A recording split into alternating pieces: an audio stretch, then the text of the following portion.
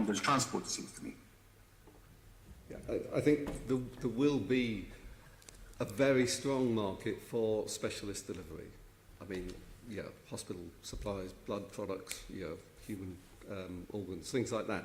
Anything that's high value and needs to be delivered quickly could effectively be done by drones, particularly if they're standard route structures. If you're going from one hospital to another and that's plugged into the system. As soon as you start talking about random deliveries, it gets much more difficult to do.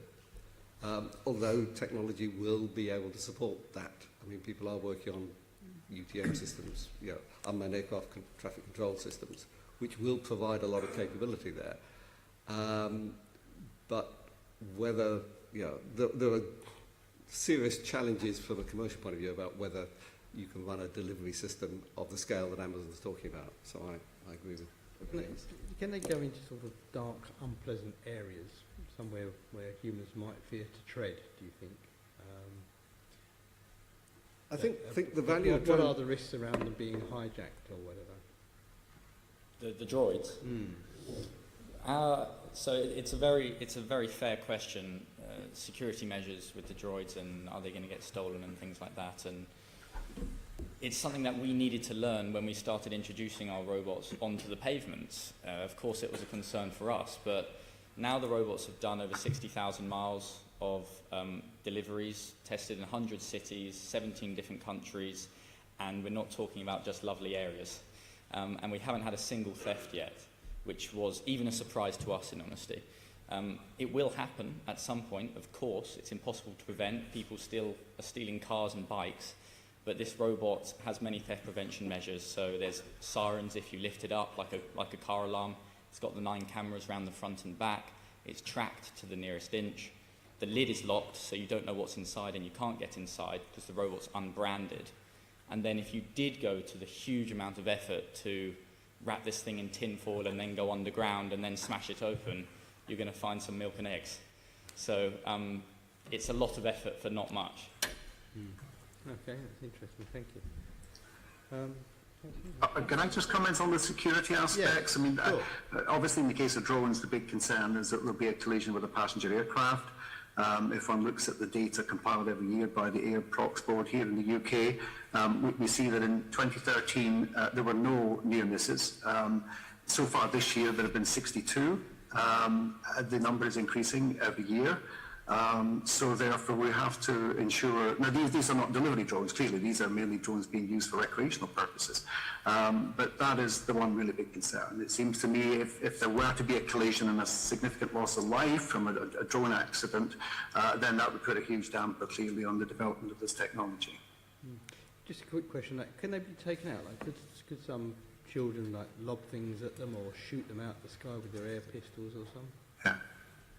I'm sorry, I couldn't hear that question. Sorry, I was saying, could they be taken out? Could some kids throw bricks at them or shoot them down with air pistols or Shooting drones is quite tricky, although there have been cases in the US where people have been doing it and even encouraged to do it by the legal system. But in general, it's fairly difficult to hit it with anything other than a sort of sensible rifle. I mean, we assume they're not flying below 50 metres because otherwise that would be considered unacceptable.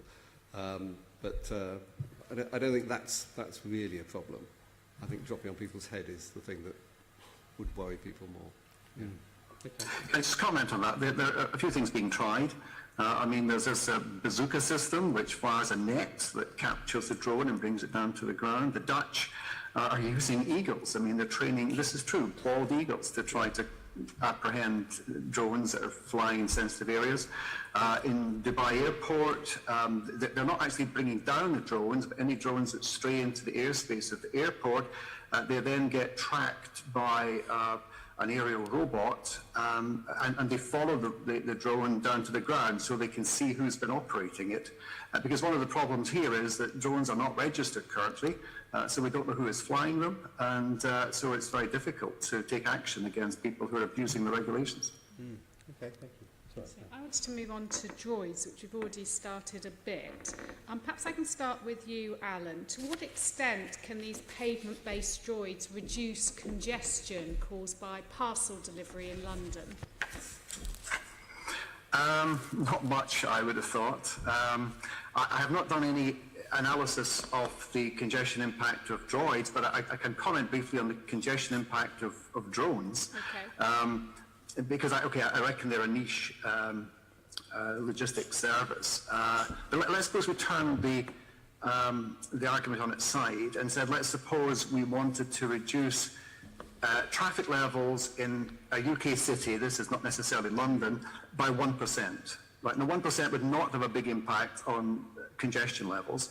What I worked out was how many drones you would require to achieve that reduction in traffic levels. And now one of the key variables in the calculation is the substitution ratio for drones to vans. So I reckon you need about 15 or 16 drones to replace one van, right? So if you use the available statistics from the Department for Transport and use those numbers, I would reckon that to achieve a 1% reduction in traffic, you would have to put about 1.8 million drones into the sky. In other words, the sky would be filled with drones.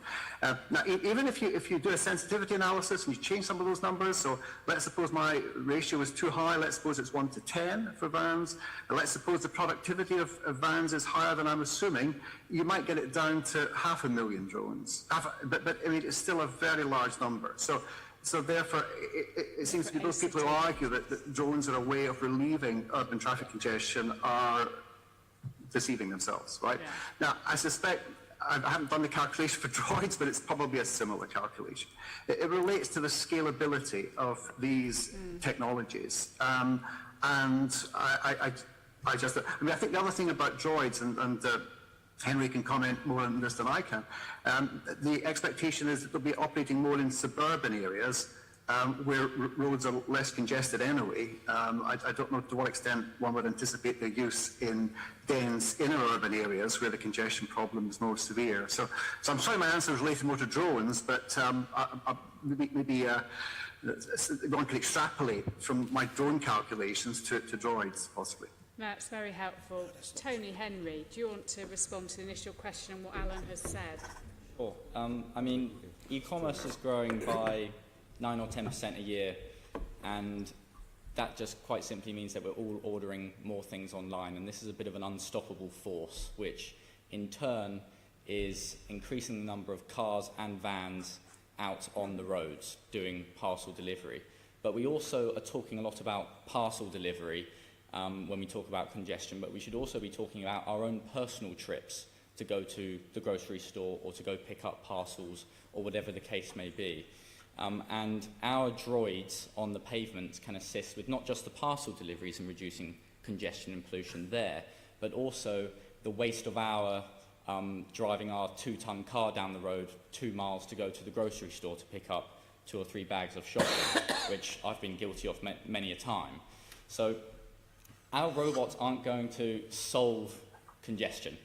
This isn't the silver bullet, but they are going to assist with the problem going forward. Now, our robots can carry 12 to 15 kilograms, 2 or 3 shopping bags, give or take, so they're not going to do your weekly shop, or they're not going to be delivering flat screen TVs and things like that. But the aim is to increase the convenience of the consumers whilst increasing the efficiency for businesses. Right now, delivery is very, very expensive for parcel delivery companies. We've been talking a lot about 150 parcels per van as a good sort of number to suggest a van does in a day. That's mass drop deliveries. So that's the guy or the girl chucking parcels on doorsteps, putting slips through your door when you're not at home, chucking them over fences, that sort of thing. That's not on demand.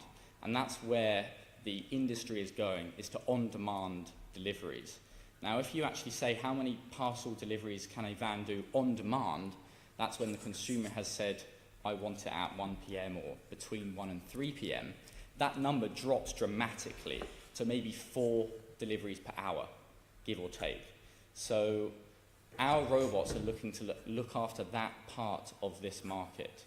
And the cost of doing that on-demand delivery might be £5 to £10 for food delivery. It might be £15 to £25 per delivery for groceries.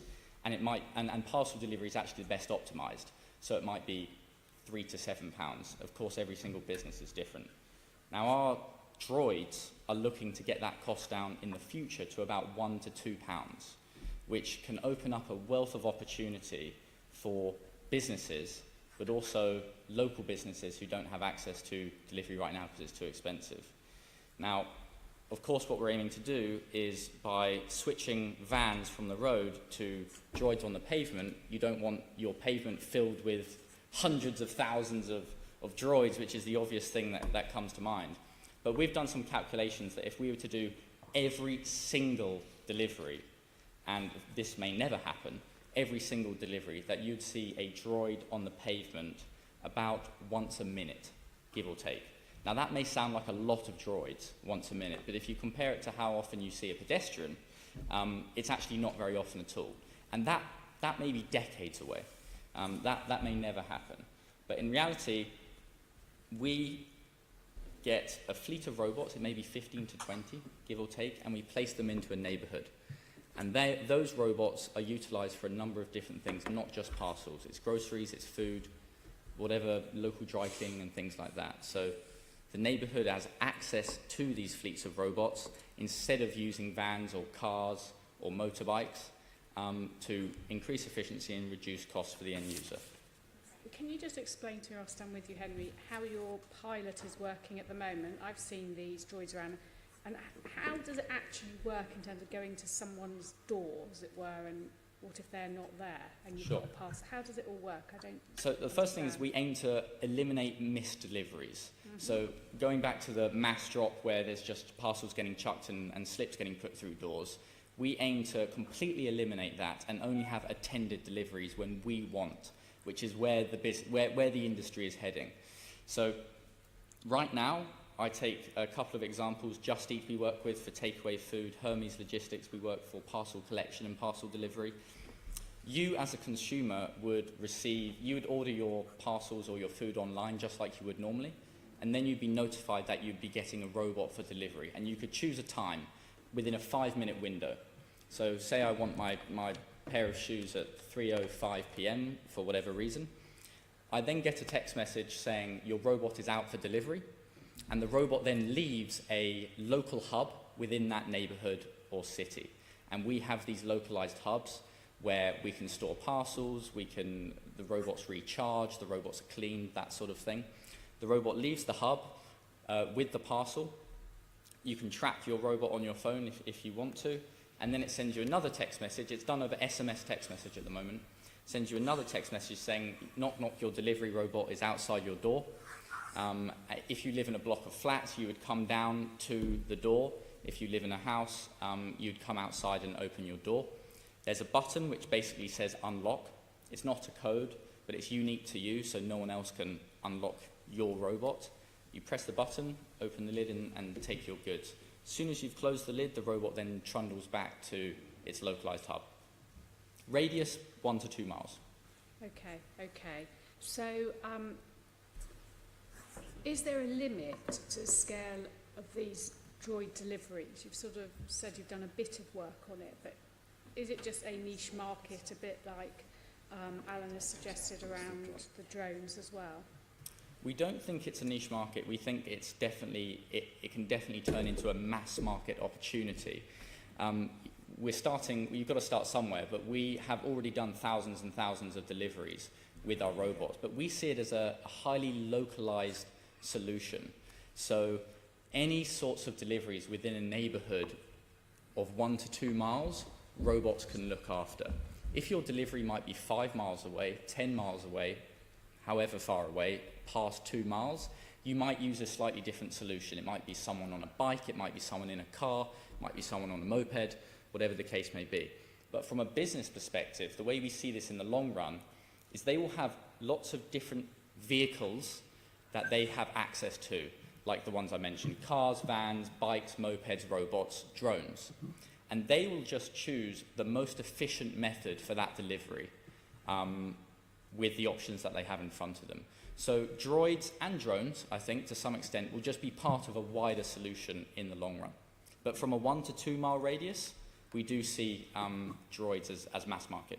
This is sort of the final mile, the sort of thing that we talked about using cargo bikes and things for to get vans off the road, you're seeing this could... It's take- last mile delivery. What we call it last mile delivery. It's a bit of a B2B term, but exactly as you just said, it's the last couple of miles from a hub to a customer's house. And that is the part of the delivery that is most inefficient right now, where up to 40% of the total transportation cost can be weighted in those last couple of miles, which means if we're ordering something from China, the first 4,900 miles account for 60%, and then those last 3 miles or whatever account for 40%. So businesses are doing anything they can to innovate in those last couple of miles to get the cost down, because it's really, really high in relation to transportation, and that's where we see droids really making a big difference. Okay, I'm going to come to you in a second, Tony. I've just got a couple more bits here. Have you been doing nighttime deliveries as well as part of your pilot? We have done limited nighttime Limited, okay. nighttime testing. And are there any regulatory barriers to your pavement-based droids? It totally depends on what jurisdiction you're in when you talk about the world, but for the majority of places we operate, we seek permissions. Okay. It's not legal to put a robot on the pavement without prior permission. There are a couple of exceptions, like Vienna in Austria and some other areas, and I'm not quite sure why. But every area we operate in, we seek prior permission. We work, let's say London, for example, we work on a borough-by-borough level at the moment. Yeah. In the US, we work on a state level and a city level, and then in some countries, we work on a national level. Okay, so the ones in London I'm interested in. I've seen the one out in Southwark. What are the issues? How does it cope with, say you've got someone who's in a wheelchair who can't perhaps as easily manoeuvre, and you've got this droid blocking the pavement? How do you... Sure. So the robot has been designed to be a convenience, not an inconvenience, on the pavement. If our robots were bumping into things, getting in the way of people, not getting out the way of people, that sort of thing, then our company's not going to be very successful, in honesty. So what we've got to do, and what we've done, is build a robot that is a convenience on the pavement, that blends in with pedestrians, that has the same social etiquette as pedestrians, and that is the challenge that we're solving, which is really difficult. We could just build a robot that just goes straight and people have to get out the way of the robot, but that's not going to be successful. Social acceptance, that we've found, is incredibly important, is so key to the success of these sorts of technologies like our droids. The robots have to be accepted by the public, by pedestrians that are walking with them maybe on a daily basis. So in answer to your question, someone in a wheelchair, someone that may be blind with a walking stick, something along those lines, the robot can do 3 things. It can either come to a safe and slow stop, it can maneuver around pedestrians, or on a very narrow pavement, it can actually back up and get out the way.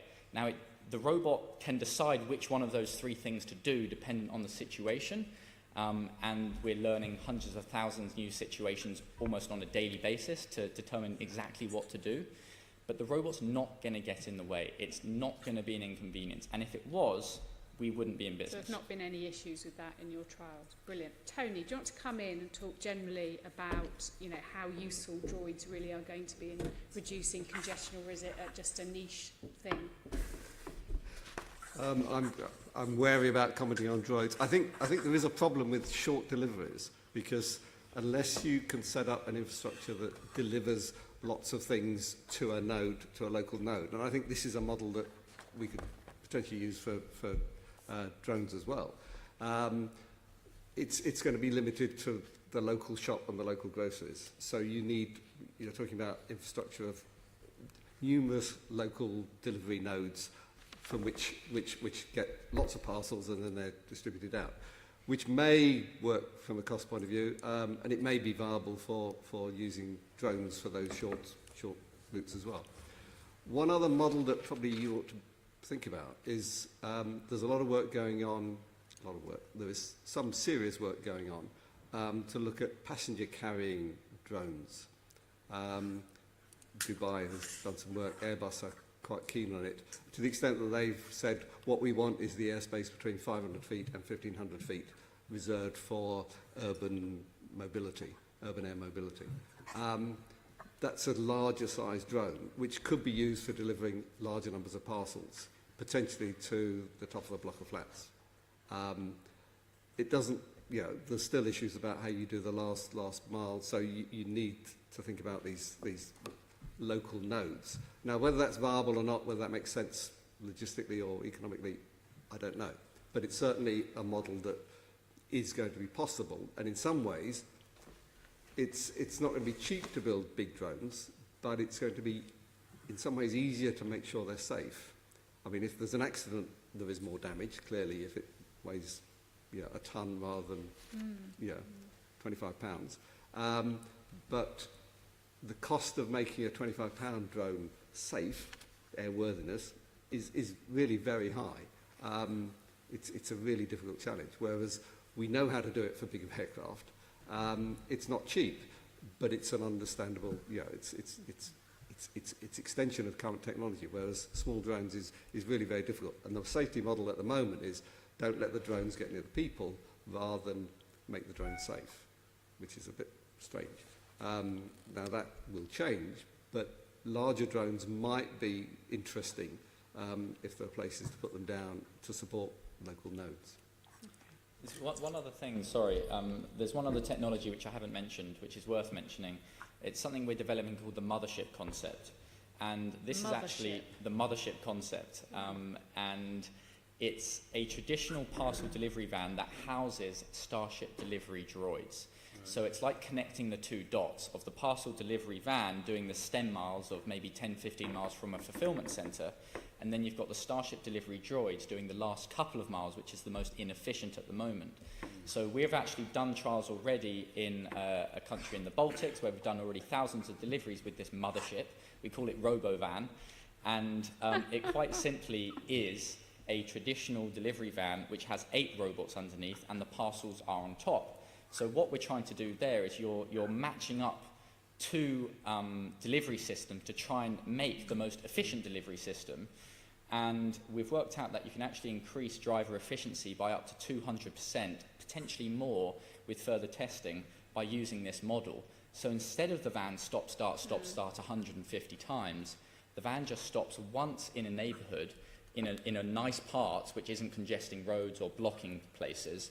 The robots then go and do the deliveries, and then the van roams around picking up empty robots, dropping off more robots doing more deliveries, and can go back to the fulfillment centre to pick up more parcels whilst being less of an inconvenience. So that's something very exciting that isn't commercially viable right now, but it's something we're testing and something hopefully we'll see more of in the future.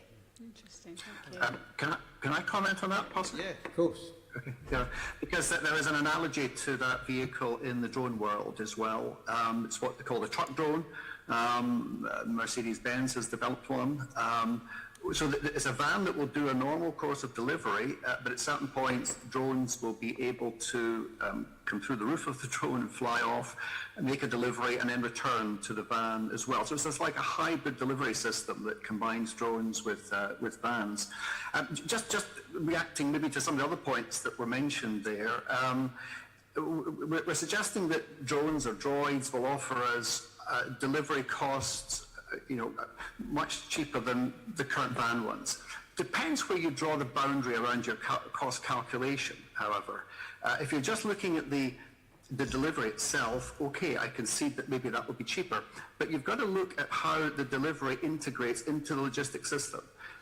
Again, you've got to look at the costs of what Henry called the depot or the hub. If we're now going to use vans, again, you've got the costs associated with that. If it's deliveries of parcels, for example, you've got to look at inventory costs. The economics of drones, of drone delivery at the moment, involve a lot of controversy. Some people say it's going to be very cheap, some people say it's going to be very expensive, and it really depends on the accounting principles that they apply. So I'm personally not persuaded that this is going to be as cheap as many people are currently arguing. And then just one other point, if the objective here is to ease traffic congestion in urban areas, there are many other ways in which I think that can be done. About 20 years ago, I chaired a government committee looking at unattended delivery. To make it possible to deliver to homes, offices, shops, out of hours. And I still don't think we've fully exploited that technology over 20 years. If we could shift deliveries into the evenings and the nights and be sure that the delivery would be made because there would be a reception box to receive it, And another innovation recently, which is very low tech, is something called crowd shipping. These online platforms that allow ordinary people to carry parcels in the course of their normal travel. Again, some of the research that's been done on that, some by myself, suggests that that has the potential to reduce traffic levels and congestion, and also offers a number of other benefits. So therefore, we shouldn't just be fixated by these high-tech solutions like drones and droids. We should look at a range of other possibilities. Good. Thank you. Tom, sorry, you want to come in? Just, sorry if I missed this earlier. When we were talking about drones, Alan, you said it would take 1.8 million drones to have a 1% reduction in traffic, I think you said. Is the calculation the same for droids? How many droids do we need to see a decrease in traffic? That's a good question. Well, I mean, a droid it has a heavier payload than, I mean, if we reckon, perhaps Henry could like this on this, but I mean, if we reckon that the payload of a drone is something like 5 pounds maximum weight, I think a droid could probably carry 3 or 4 times that amount. Okay, so you'd have to factor that into the calculation as well. We think in terms of a drone carrying just one parcel, presumably a droid could carry several. I don't think it's strictly comparable because, I mean, drones are now being portrayed as a mode of online order delivery. I suppose mainly because one of the main advocates of drone delivery has been Amazon, who we associate with online retailing. Whereas, as Henry has explained, I mean, drones are a more localized solution. It's more for moving products that are being sourced locally, like from local restaurants and so forth. And therefore, I mean, I'd be hesitant just to extrapolate my numbers. I'm happy to do a similar calculation, but I haven't done it yet, and therefore I would hesitate coming up with a hard figure. If you're able to, I think that might be quite useful. Yeah. I mean, I can see, it seems that the droids, certainly, I can see them sort of replacing, you know, the Ocado delivery vans. If you're at the supermarket, they can just put all your shopping in there and send them off. So, I mean, that seems to me to be one of the sort of potential areas where they could make an impact. 3 main industries we operate in. It's groceries, it's parcels, and takeaway food. So as we've all mentioned, we've pretty much touched on actually all of those industries already. So that is the deliveries that we're looking after. Okay, thank you. I just wanted to pick up on the point that Alan was raising about the cost calculation. Henry was saying that droids will increase convenience for the consumer and increase efficiency for businesses. But that's actually at a social cost. There's a lot of people at the moment who are working in deliveries. They're, you know, driving delivery vans. They're working for delivery, bike delivery companies, courier companies. And so presumably the making it more efficient for the business is because you're cutting out a layer of jobs that currently keep people employed and economically active in London or wherever you're operating. So I'm just wondering whether there's been any study done into the sort of economic impact of the loss of jobs that might come about through the use of droids. And obviously you've also got all the other social costs of which we'll be coming on to later in terms of safety on the pavements and stuff, but just in terms of those jobs. It's a very good question, and it's a very hot topic as well with automation, and everyone's talking about potential, you know, mass job loss. We have looked into it, of course, and it's easy to make the assumption that if we're talking about getting the cost down to £1, then suddenly everyone's going to be out of a job. In reality, what we've done is figured out that the companies that we're working with right now, they can't maintain the demand. So people on delivery bikes or cars or whatever it might be, they are cancelling orders in the food delivery industry I'm talking about now. They are not accepting orders because they cannot keep up with the demand. And our robots at the moment in our London trials are facilitating the additional demand with those sorts of orders. Also, when we look back, I come from the automotive industry, so we look back 50 years ago and people all thought they were going to lose their jobs when robots were introduced into the automotive industry. And now, in 2017, we've never got more robots in the automotive industry, we've never got more people employed, and we've never got more cars built. So I do think there is an element of not all of us to not realise or understand the job creation in the future. Our robot company, we have something called robot operators, which is a job 12 months ago that didn't exist. And we're creating new jobs all the time in that small space that we didn't even realise that we needed in the future. So I do think there is a huge potential that we cannot appreciate right now, including us, that will facilitate new jobs. In the long run, though, of course, you're talking about maybe a different industry compared to delivery industry. And I think there will be a shift, definitely. I think it's impossible to say that there won't be. But I definitely don't think it's going to be a drastic flick of a switch overnight sort of thing. Mm-hmm. I suppose the other issue is that if these deliveries are not being done by people, there's the issue of someone who's older, who's grateful for the delivery person actually carrying the shopping up the front doorstep into the hallway. There's that level of service for people who are older or people with disabilities that doesn't come with a droid. So there are costs to society that are being taken out of the... I think that's for the businesses. So they would not be offering a good service if someone had specifically said, I do not want a droid delivery because I don't want to go down a flight of stairs, or I can't physically go down a flight of stairs.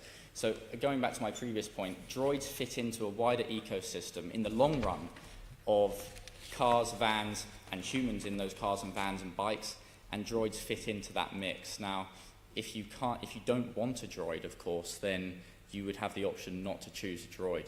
And I definitely think that's the way that the industry is going. For people that can have droids, it will just become commonplace. And then there's the question of whether it becomes more expensive to have the assisted service. So, and that has social implications because it's the older people and people with disabilities who would need that human help.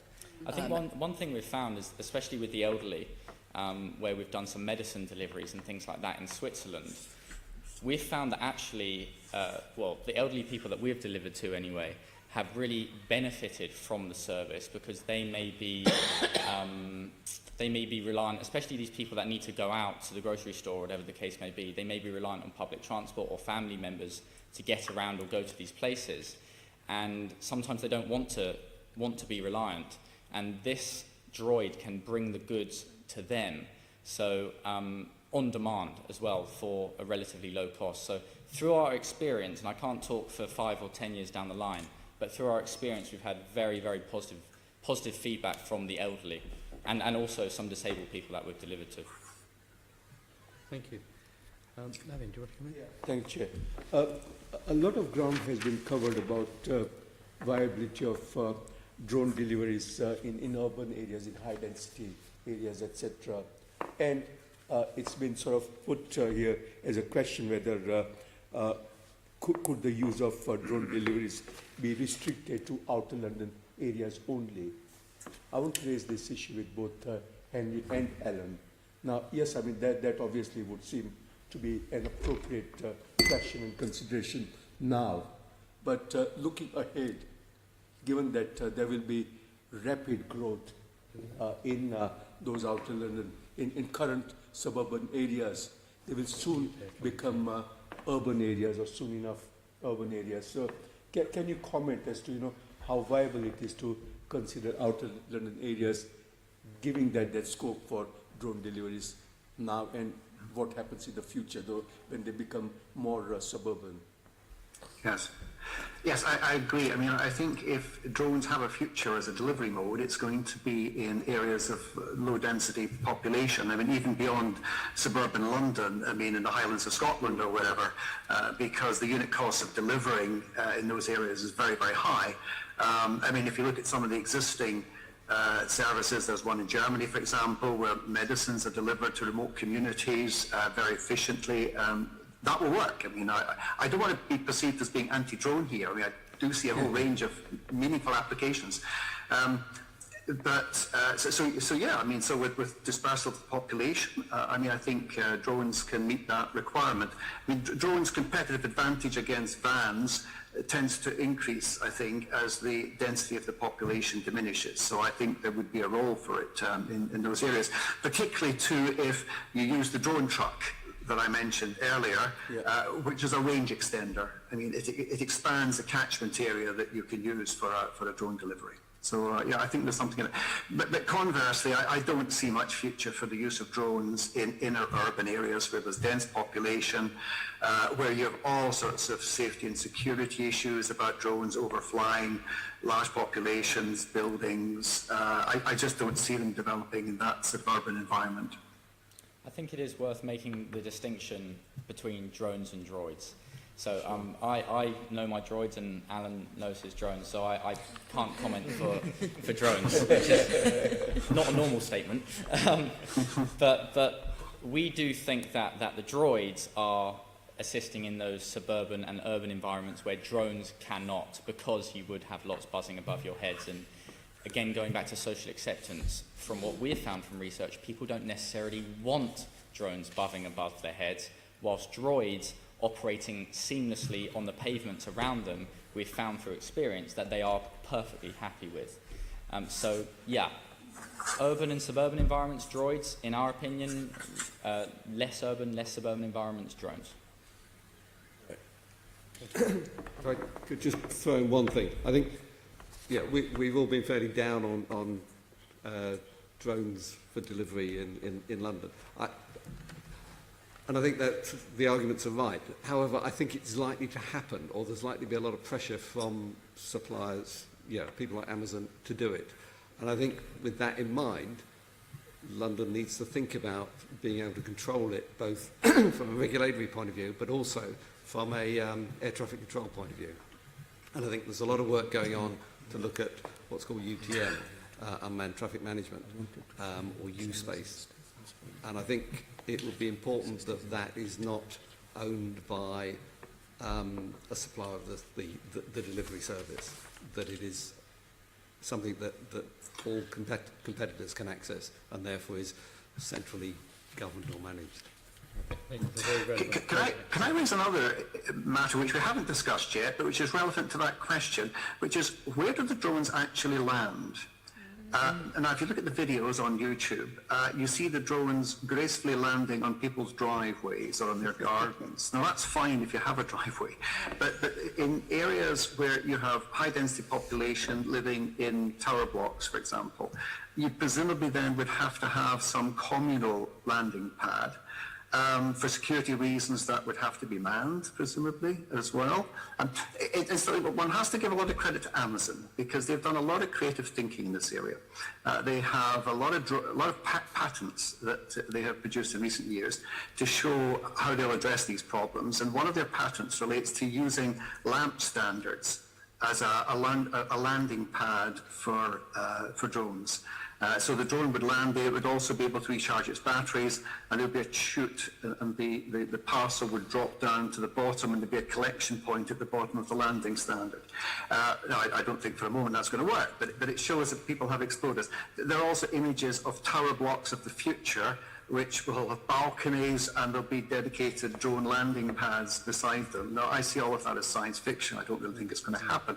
But it does raise a very critical issue as where we land these things, and how that can be done safely and securely, particularly where you have multiple dwellings, as in much of inner London. Yeah. Well, actually, that's a very good segue onto our next section, which is safety and security. And would you like to lead off? Thank you. This is all very exciting stuff. But human beings, being what they are concerned about privacy, about safety, and also about their own personal privacy, and as I say, of the safety. What are the safety and security risks, and how can they be mitigated? Let's start with you, Henry. If we talk about droids, yes. So our robots have 9 cameras around the front and back. They have sophisticated obstacle detection, so they're not bumping into things. We are collecting video of the environment because the robot has to map an area before it can drive autonomously. One thing we didn't mention is, of course, the robot's driving autonomously the majority of the time, but it's always got a human in the loop. So unlike self-driving cars, we never want 100% autonomous driving, which is an important point. We always will have a remote operator that can take control of our robot at any time. Now, at the moment, if our robot gets into a situation that it can't figure out itself, or it's tampered with, that footage can be banked and then analysed to determine, is this something that we need to talk to the authorities about or not. All the other footage is a complete waste of disk space, basically, in honesty. So we have our own data protection and privacy policies, which adhere to the data protection and privacy policies in every single jurisdiction that we operate in. So there's nothing to be concerned about from a pedestrian standpoint. One other thing worth mentioning is when the human is taking control of the robot, what can they see? And imagine in the future, we already have smaller versions of this, a call center of humans, but just taking control of robots. So that's what we're going to have in the future, where one human can be taking control of a number of robots at the same time. But they have, the top third of their vision is blurred. So they can only see what they need to make that decision. It might be, is it safe to cross the road right now? It might be, pavement is blocked, so I need to find an alternative route. So we're not picking up personal data. We can't identify faces and things like that. So our actual cameras and the entire cost of our robot is very low cost. Feeding back into some of the economics analysis that was spoken about earlier, you can't offer £1 or £2 delivery if you have a really expensive robot. So every part of our robot is very inexpensive. It's the software where the value is, and that's where the money goes. That even feeds into the cameras on the robot. So it's not a concern. Yeah, Tony, did you want to add something? For drones, one of the things we started in the society engaging with the Information Commissioner's Office and they've got a code of practice which for CCTV, which includes now drones as well. And one of the things they recommend, it's not law yet, but clearly drones have, the legislation is in place, so you know, there is no legal issue, there are issues about enforcement. One of the proposals is what they call privacy by design, which is where you build camera systems that automatically do not collect private identifiable information. So you have face masking and things like that built into the system. So if you have got cameras on it, then you don't capture faces and things like that. Now clearly that's a legislation and a design system which regulation can enforce. You can't. It's difficult to enforce after the event if somebody wants. Yeah, it doesn't stop people flying drones into the city that are not covered, are not behaving correctly. But for any sort of sensible operation, that can be easily dealt with. Okay. Safety is a different issue. That's great. And of course, these drones and droids can be used for delivery of contraband items, and they have been used in the past. So that's a huge risk also. So how do we prevent that sort of thing happening? So for droids, so we haven't delivered any contraband yet with or that droids. we know of. Yeah. So our robots are only operated by trusted third parties. So again, we don't sell the robots. So you can't buy a robot if you wanted to do whatever you wanted to do with it. We only lease them or rent them to businesses at the moment. So that's one thing. Secondly, we know what's inside of the robot. We have cameras, we have weight sensors, things like that. We know that if the robot's maybe gone off path or off track, it's immediately alerting up to the human operator who's in the loop to determine is something wrong. So we don't see it, it's a very valid concern, but we don't see it being associated with our droids. With aerial drones, where obviously you can buy them off the shelf, it's definitely a different question. Tony?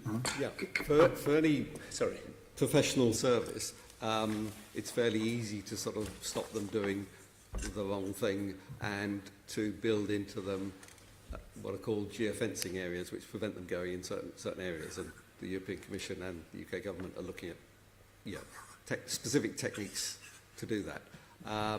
For the drone they buy in the toy shop, it's completely different. It is very difficult to do that. But there are ways of creating and enforcing drone no-go areas that has a cost. But I mean, there are simple things like nets that you can put over prisons, which I'm not sure why we're not doing, to stop access by drones to prisons. But there are other techniques, electronic techniques, that can be used to inhibit drone access to certain sensitive areas.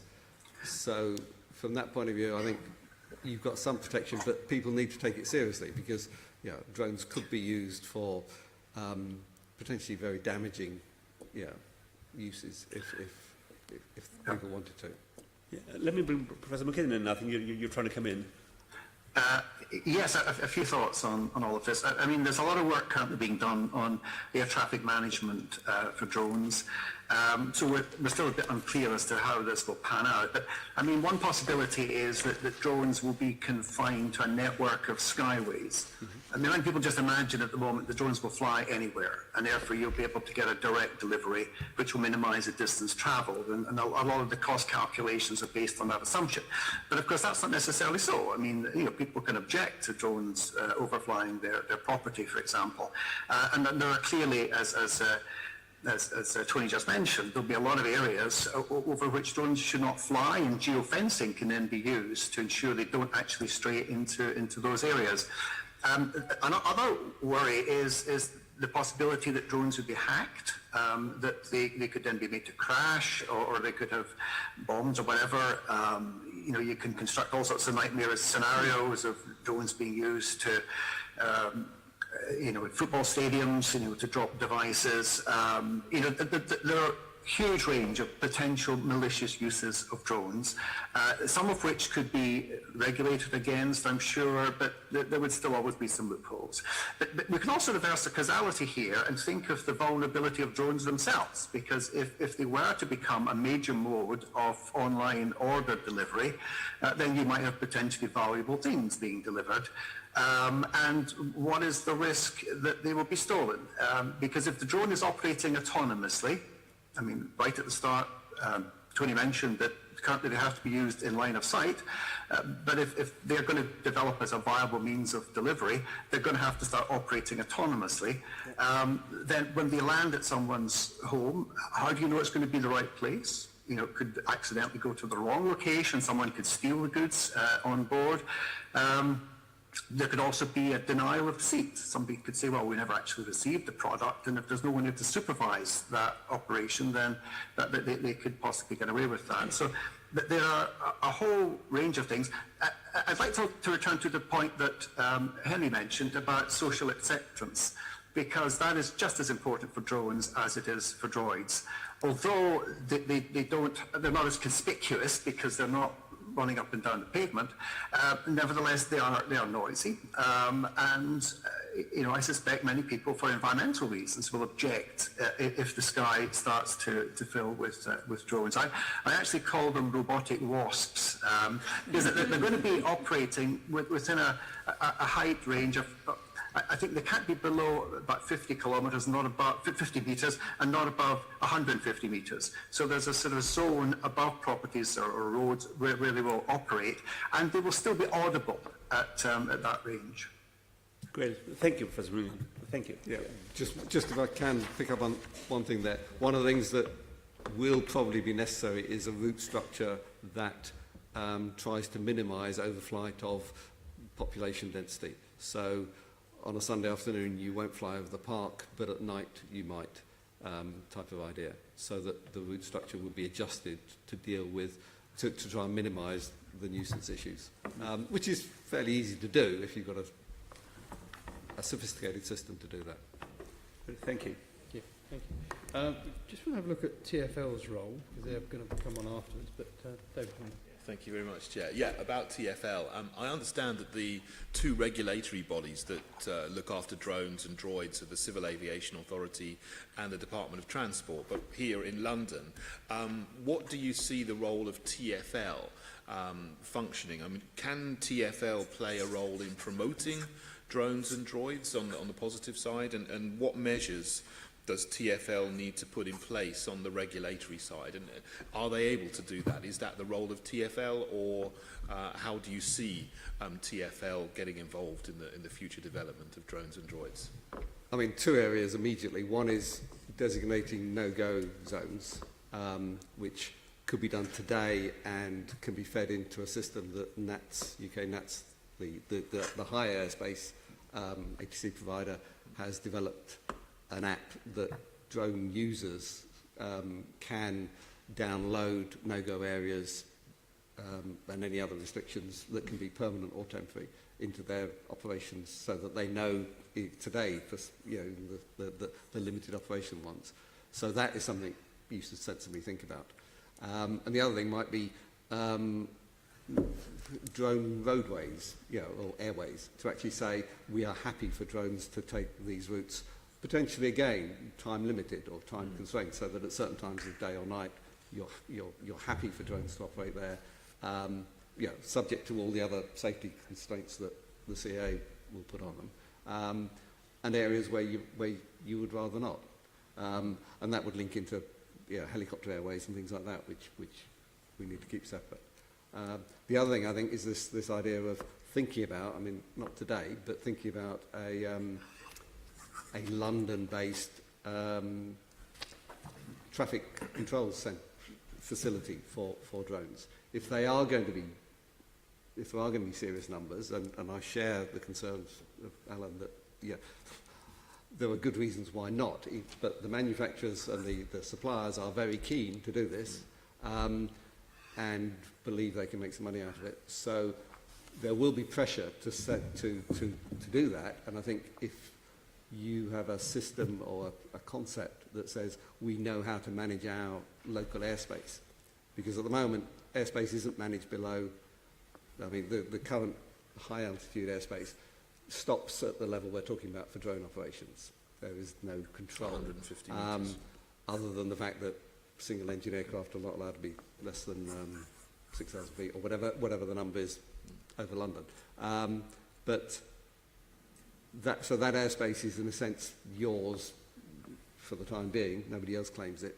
So you might want to think about how that should be managed. And there's a lot of work going on in terms of looking at UTM systems, unmanned aircraft traffic management systems. And I'll just put a plug, we have a conference that's covering some of that next week with the Royal Aeronautical Society. But there is a lot of activity in that area, because I think you should be aware of that at least. Great, thanks. Anyone else I like think to I was comment? just going to say for droids, we like to think of ourselves as the local. We call ourselves a local delivery robot. We're in localized neighbourhoods, and these different areas are different. They're different to one another. So we actually at the moment go on a borough by borough level. If we take London as an example, and we've actually contacted and have been in touch with all 32 boroughs, but now we've got permissions in 5 boroughs in London to operate. And we set guidelines, we work with the borough, and we tailor our approach to specific areas, and I think that's really important. Some companies, you take one of two routes as, let's say, a startup or a fast-moving company. You either ask for permission or you ask for forgiveness. And we definitely are along the track of asking for permission. We engage with every local authority that we operate in, and we feel that we actually want to be part of the community. And that means slightly different rules and regs for different places. So, for example, I have Southwark in front of me here, our memorandum of understanding. It talks about things like speed limits, weight limits, payload sizes, hours of operation, all sorts of things like that, insurance liabilities. Insurance is the big one. Who's responsible? All that sort of thing. And we've got all of that covered. So really, really important to make sure everyone feels comfortable when we're introducing new technology. And we really care about making sure that everyone feels comfortable when we are going into a new area.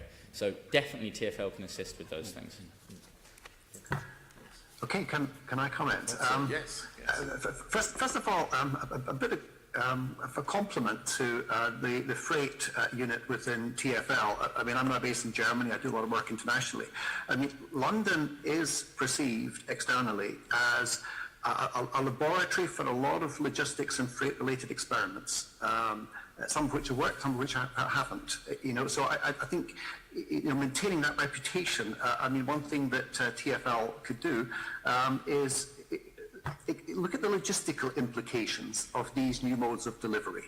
I mean, a lot of the work that's been done is on the technology. Very little work has been done so far on the commercial application and all the logistical constraints on their operation. Now, you'd expect me as an academic to say we need more research, I suppose, but I mean, I think there would be a role for TfL to do some of that work, to see how these technologies would fit into existing logistic systems.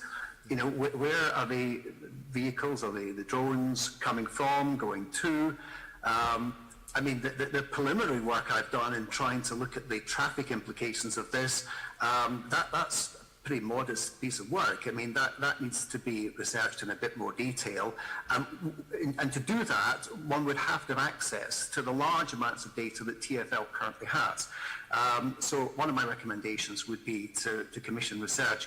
I think the other point I would make on drones is, for the foreseeable future, drones doing logistics type work, delivering parcels, will be a very small percentage of the drones in the air. I mean, the vast majority of drones are going to be recreational, which I think are probably outside the remit of TfL. So therefore, it's more for the regulatory authorities like the CAA and NATS really to deal with that rather than for TfL. But looking at the transport implications, I think we're still at an early stage in the process, and it's research that we need for that purpose. Thank you. That's very. Could I ask, Henry, would you be able to share the MOU with Southwark? With the committee, yeah? Of course. Thank you, that's very kind. Right, well, thank you very much indeed, gentlemen, for giving up your time. I'm not sure if we've actually raised more questions than answers in the session, but that's a good thing, actually. Clearly, what's happening now is very exciting. I think it's going to be very interesting, but there's a lot of areas where there are big question marks, which clearly we need to get answers to. But thank you very much for your time. We're very grateful to you. Thank you. Very much. Thank you. Thank you. Thanks.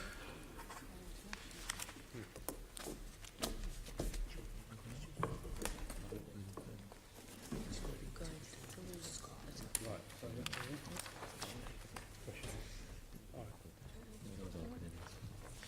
Is he saying you can't do it? yeah. Do you want me to pick him up?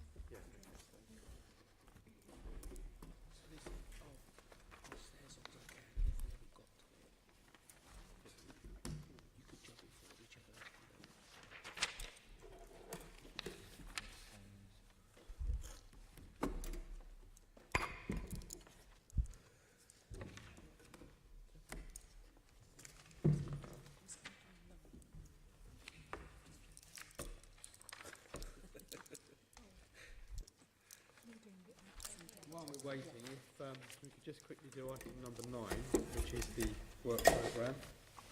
The committee has recommended to A, agree its work programme for 2017-18 Assembly year, including the scheduled prospective topics for forthcoming meetings, set out in paragraph 4.2. Is that agreed? Agreed. B, agree to delegate authority to the chairman in consultation with the deputy chair and party group lead members to agree the scope and terms of reference for an investigation into London's cycling infrastructure. C, note the record of the site visit to Crossrail Ilford Depot as set out in Appendix 1, and agree to use the next meeting to discuss motorcycle safety in London. Thank you very much. Okay. And can we agree the date of the next meeting, which is Wednesday the 8th of October, 10 a.m. in the chamber? No, that's today. Next meeting. It's November. November. Good. Lovely. Typo. 8th of November. Are we happy with that? Good. Yeah. Otherwise we'd have to get DeLorean, wouldn't we? Could we do 6B as well? 6B? Yep. Can we do 6B, please, which is agree to delegate authority to me in consultation with the Deputy Chair and Party Group Lead members to agree the final report of the investigation into future transport. Agreed. Yeah, lovely. Thank you. Yep. Great. Ah, there we are. Can't see without my glasses. Can't see with them on either at the moment, actually. But anyway, great. Well, can I welcome Lauren, first of all. Lauren Sagar-Weinstein, who's the Chief Data Officer for Transport for London. Welcome. And, of course, Michael Hurwitz. Hello there, how are you? Director of Transport Innovation, Transport for London. So, we were talking about you earlier, you may have heard. And I think there are going to be a number of challenges for TfL when it comes to autonomous and semi-autonomous vehicles. So we'd like to explore that with you.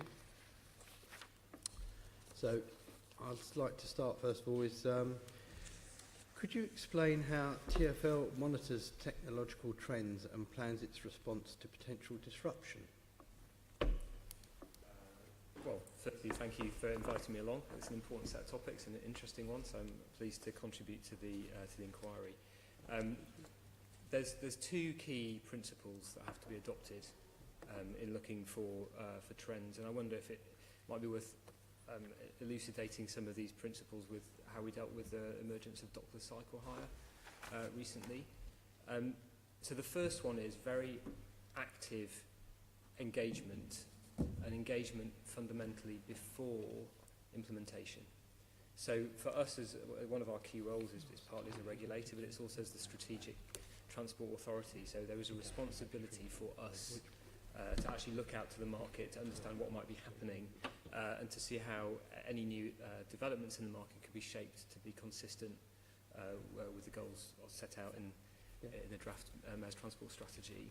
And it goes both ways. It goes both ways, is that we have to look out to the market. We have to find ways to encourage any potential entrants or those people interested in London to engage with us. On the dockless example, we were talking to the main players in that area. We'd been reaching out. We'd already started to develop a set of principles that we wanted to communicate to the market. We've already started working with the boroughs. So another key feature of being in London is that engagement is not just us. You have to be very sensitive to the needs of the various constituents within London. And the key thing is to understand, essentially, if you have the private market or the innovators, they will have a set of interests. We have to represent the interests of Londoners and to try and make sure that we essentially assert the rights of the public. And the aim for the engagement is to find those areas in the middle where there is a common ground, where we get the benefits of the innovative ideas in the market, but we also ensure that we can uphold the interests of inclusion, openness for all, and accessible services, etc. So the first one is engagement, and we did do that. And to the credit to some of the operators, had already started to engage in some of the boroughs. So Mobike with their trials in Ealing, Hackney with OFO, and Urbo also expected this month with Waltham Forest. So the first principle is engagement before implementation. The second one is actually to progress in a way that allows you capacity to learn and trial before you go to scale as the operator, but also as the regulator before you set regulations in stone. So you need to have a way that you can trial and learn, because with all of these new technologies, it's very hard to predict beyond the feasibility study what will actually happen with consumers, what will actually happen on the network if you're doing it as a desk study. So a key feature is to have the engagement, to do the trialling. I think from the regulator, you have to do, you might call it like pre-regulation or anticipatory regulatory steps. So with dockless cycle hire, we work with the London boroughs to produce a code of practice, and we've explicitly said it has to be iterative, that document. It has to learn from what we see in the trials. Because I think if you are too quick to set things in concrete, you can create other unwanted consequences. So I think the key things are those two things: engagement before activity, and progress in a way that allows you capacity to learn before you set the regulatory environment in stone. Comment on that? I think that's sort of really covers it. I think this is where being mindful of the sort of as things go ahead and thinking about this from a not only a technology side, but the sort of what the implications are. A lot of this comes down to, because technology is important and technology is changing, but it's really what's going to make the changes in the business practices and commercial practices. Tom, do you want to? Yeah, thank you, Chair. I mean, with the O-bike example, there were issues there, weren't there, I believe, particularly in Tower Hamlets, where it seemed that O-Bike had just left a load of bikes around the place, and then it ended up all over the place. So clearly there have been some issues. What have you sort of learned from that experience? Well, there were issues with O-Bike. You know, they didn't tell anyone they were coming. They launched without a helpline, without a proven operating model, without an understanding of the complexity of boroughs and the strategic authority. And so that there were issues, and it caused a number of boroughs and us as well significant concerns. We ended up asking them to remove the bikes, and they did. You know, because we didn't crack down immediately because we want to try and welcome innovation. And the fact is, you know, this is potentially something that could really increase access to cycling. You know, there's opportunities here. You've got to give somebody a chance, but you can't put the public at risk. And it got to the point where we felt we had to ask them to cease operations. Now, they have done that. They're now in much more active engagement with the boroughs, trying to mirror some of the approaches taken by some of the more, I would say, collaborative operators.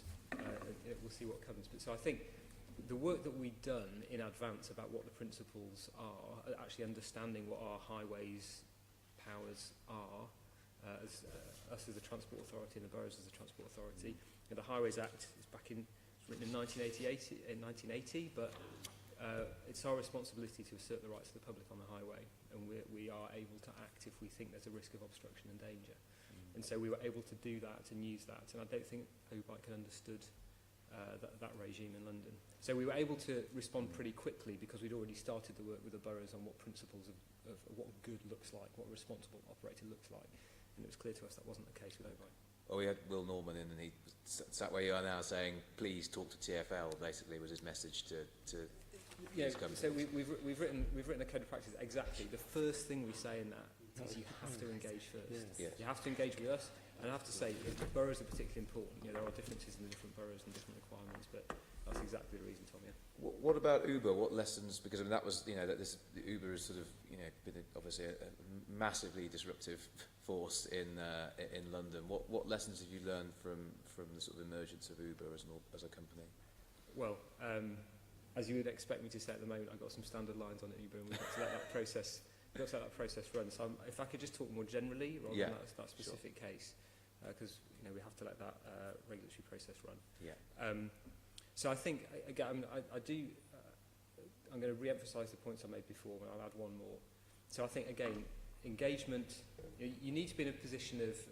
I like Tom's analogy. I've heard it. Henry's analogy before about permission versus forgiveness. You know, you need to have a grown-up and open conversation in advance. So I think it's in everybody's interest if you try and find that common ground where there is an environment created where innovation is possible, but also protects the interests of the people working, living, visiting a city. So you have to try and find that common ground, and the most important thing is to do it up front. I think also is that there's a lesson again for both ways. You have to trial and learn and test concepts before you go to a full-blown implementation. So now that it's not always possible to do that, and you know, and you don't always have the regulatory environment to do that. But I think the more you can have that conversation about what the issue is, I think for me, you know, it's never a productive conversation if somebody comes to us as a strategic authority to say we've got some really exciting technology to test. What we try to do is say, okay, well, can we talk to you about the problems that we and the boroughs have in providing transport? If you can focus the innovation on the problems that we face as a city, it's never the perfect system, but that leads you to better potential outcomes if somebody new wants to come to market. But I won't press you on Uber because I know, obviously, why you can't say too much, but the problem comes where a company comes in but doesn't really engage or particularly want to necessarily sort of play by the rules, and that can leave you in a difficult situation, surely, if a company just isn't willing to engage in a sort of constructive way from the beginning. Well, yeah, I mean, it presents additional challenges, but one of the things that I do, and you know, I deliberately sit separate from the regulatory teams. You know, once you press the regulatory button, you have to follow the process. You have to make sure everybody plays by the rules. It's a much more constructive space if you can talk before that. I can't stop people in instances doing things. I think the other thing I would say, though, from that area is that we operate according to the rules that we're given, and the national frameworks in this area are set often by the DFT. So essentially, the old world, the regulations were kind of set in the 1970s and the 1990s, and the world of transport in those days was, crudely speaking, you had a car, or you took a private hire vehicle, or you took a black taxi, or you took a bus.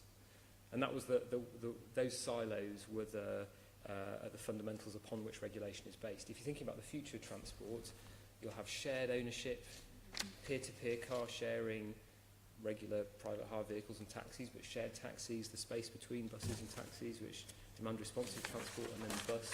And that can also be changed in the longer term with autonomous vehicles. And I actually think that one of the key things is, we've already asked the DFT if we could have certain additional powers in some areas about the ability to cap or control cross-border licensing.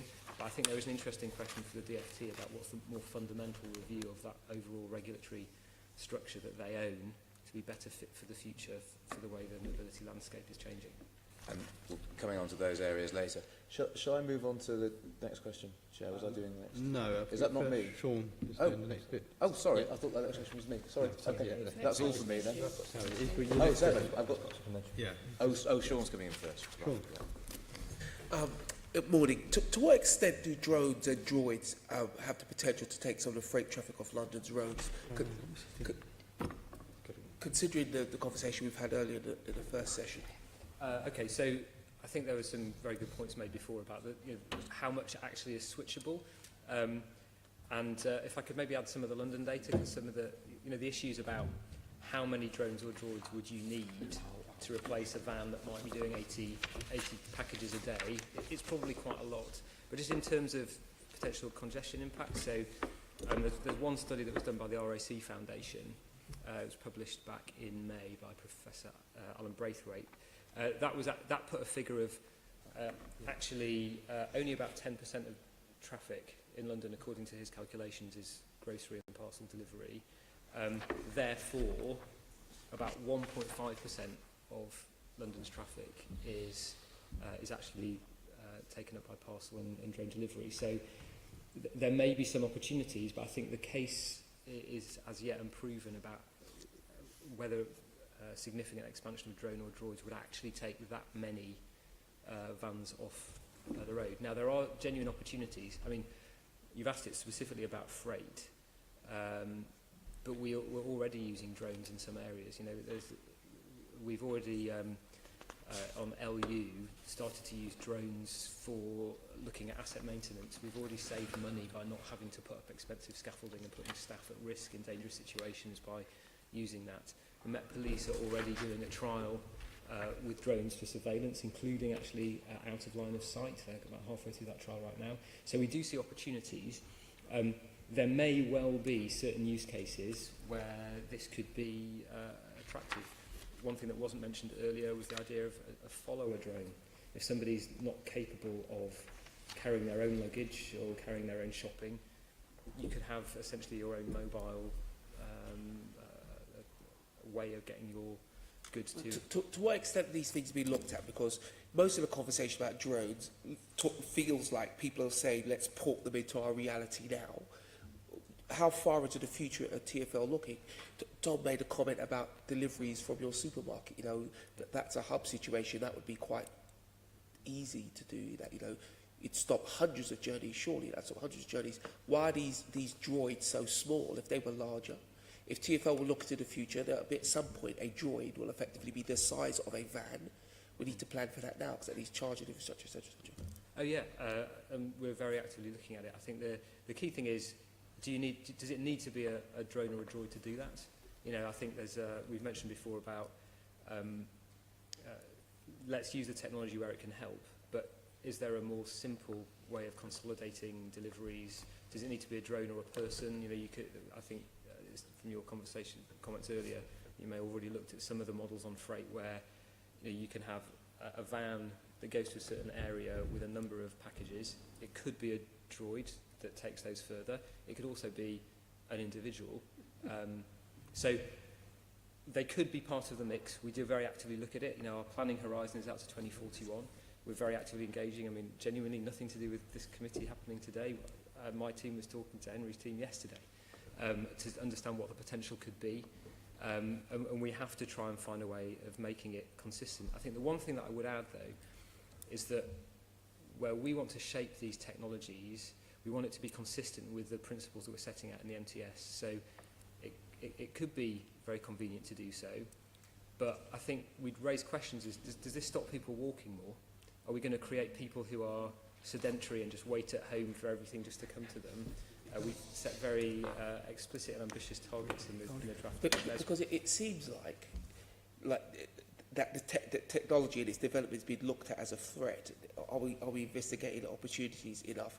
And how far does TfL get to decide if I want to sit at home and wait for my parcel? That might be the way my universe works. No, it's absolutely about balance. You have to look at the opportunities as in the same way as the risks.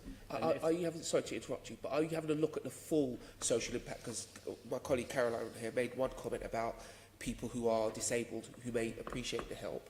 And then at the other end of it, you have Tom's comment about, you know, you could just increase the convenience of the world and cut down some of the emissions because we are integrated these things properly.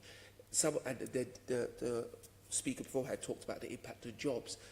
Could this be providing jobs, a reduction in emissions to London, supporting people? Are we looking at the whole thing? Because if we build it piecemeal, then we'll only get some of the uplift, won't we? And all of the problems. Yes, absolutely. That's why we're here. You know, like I think but you have to look at it in the round. I mean,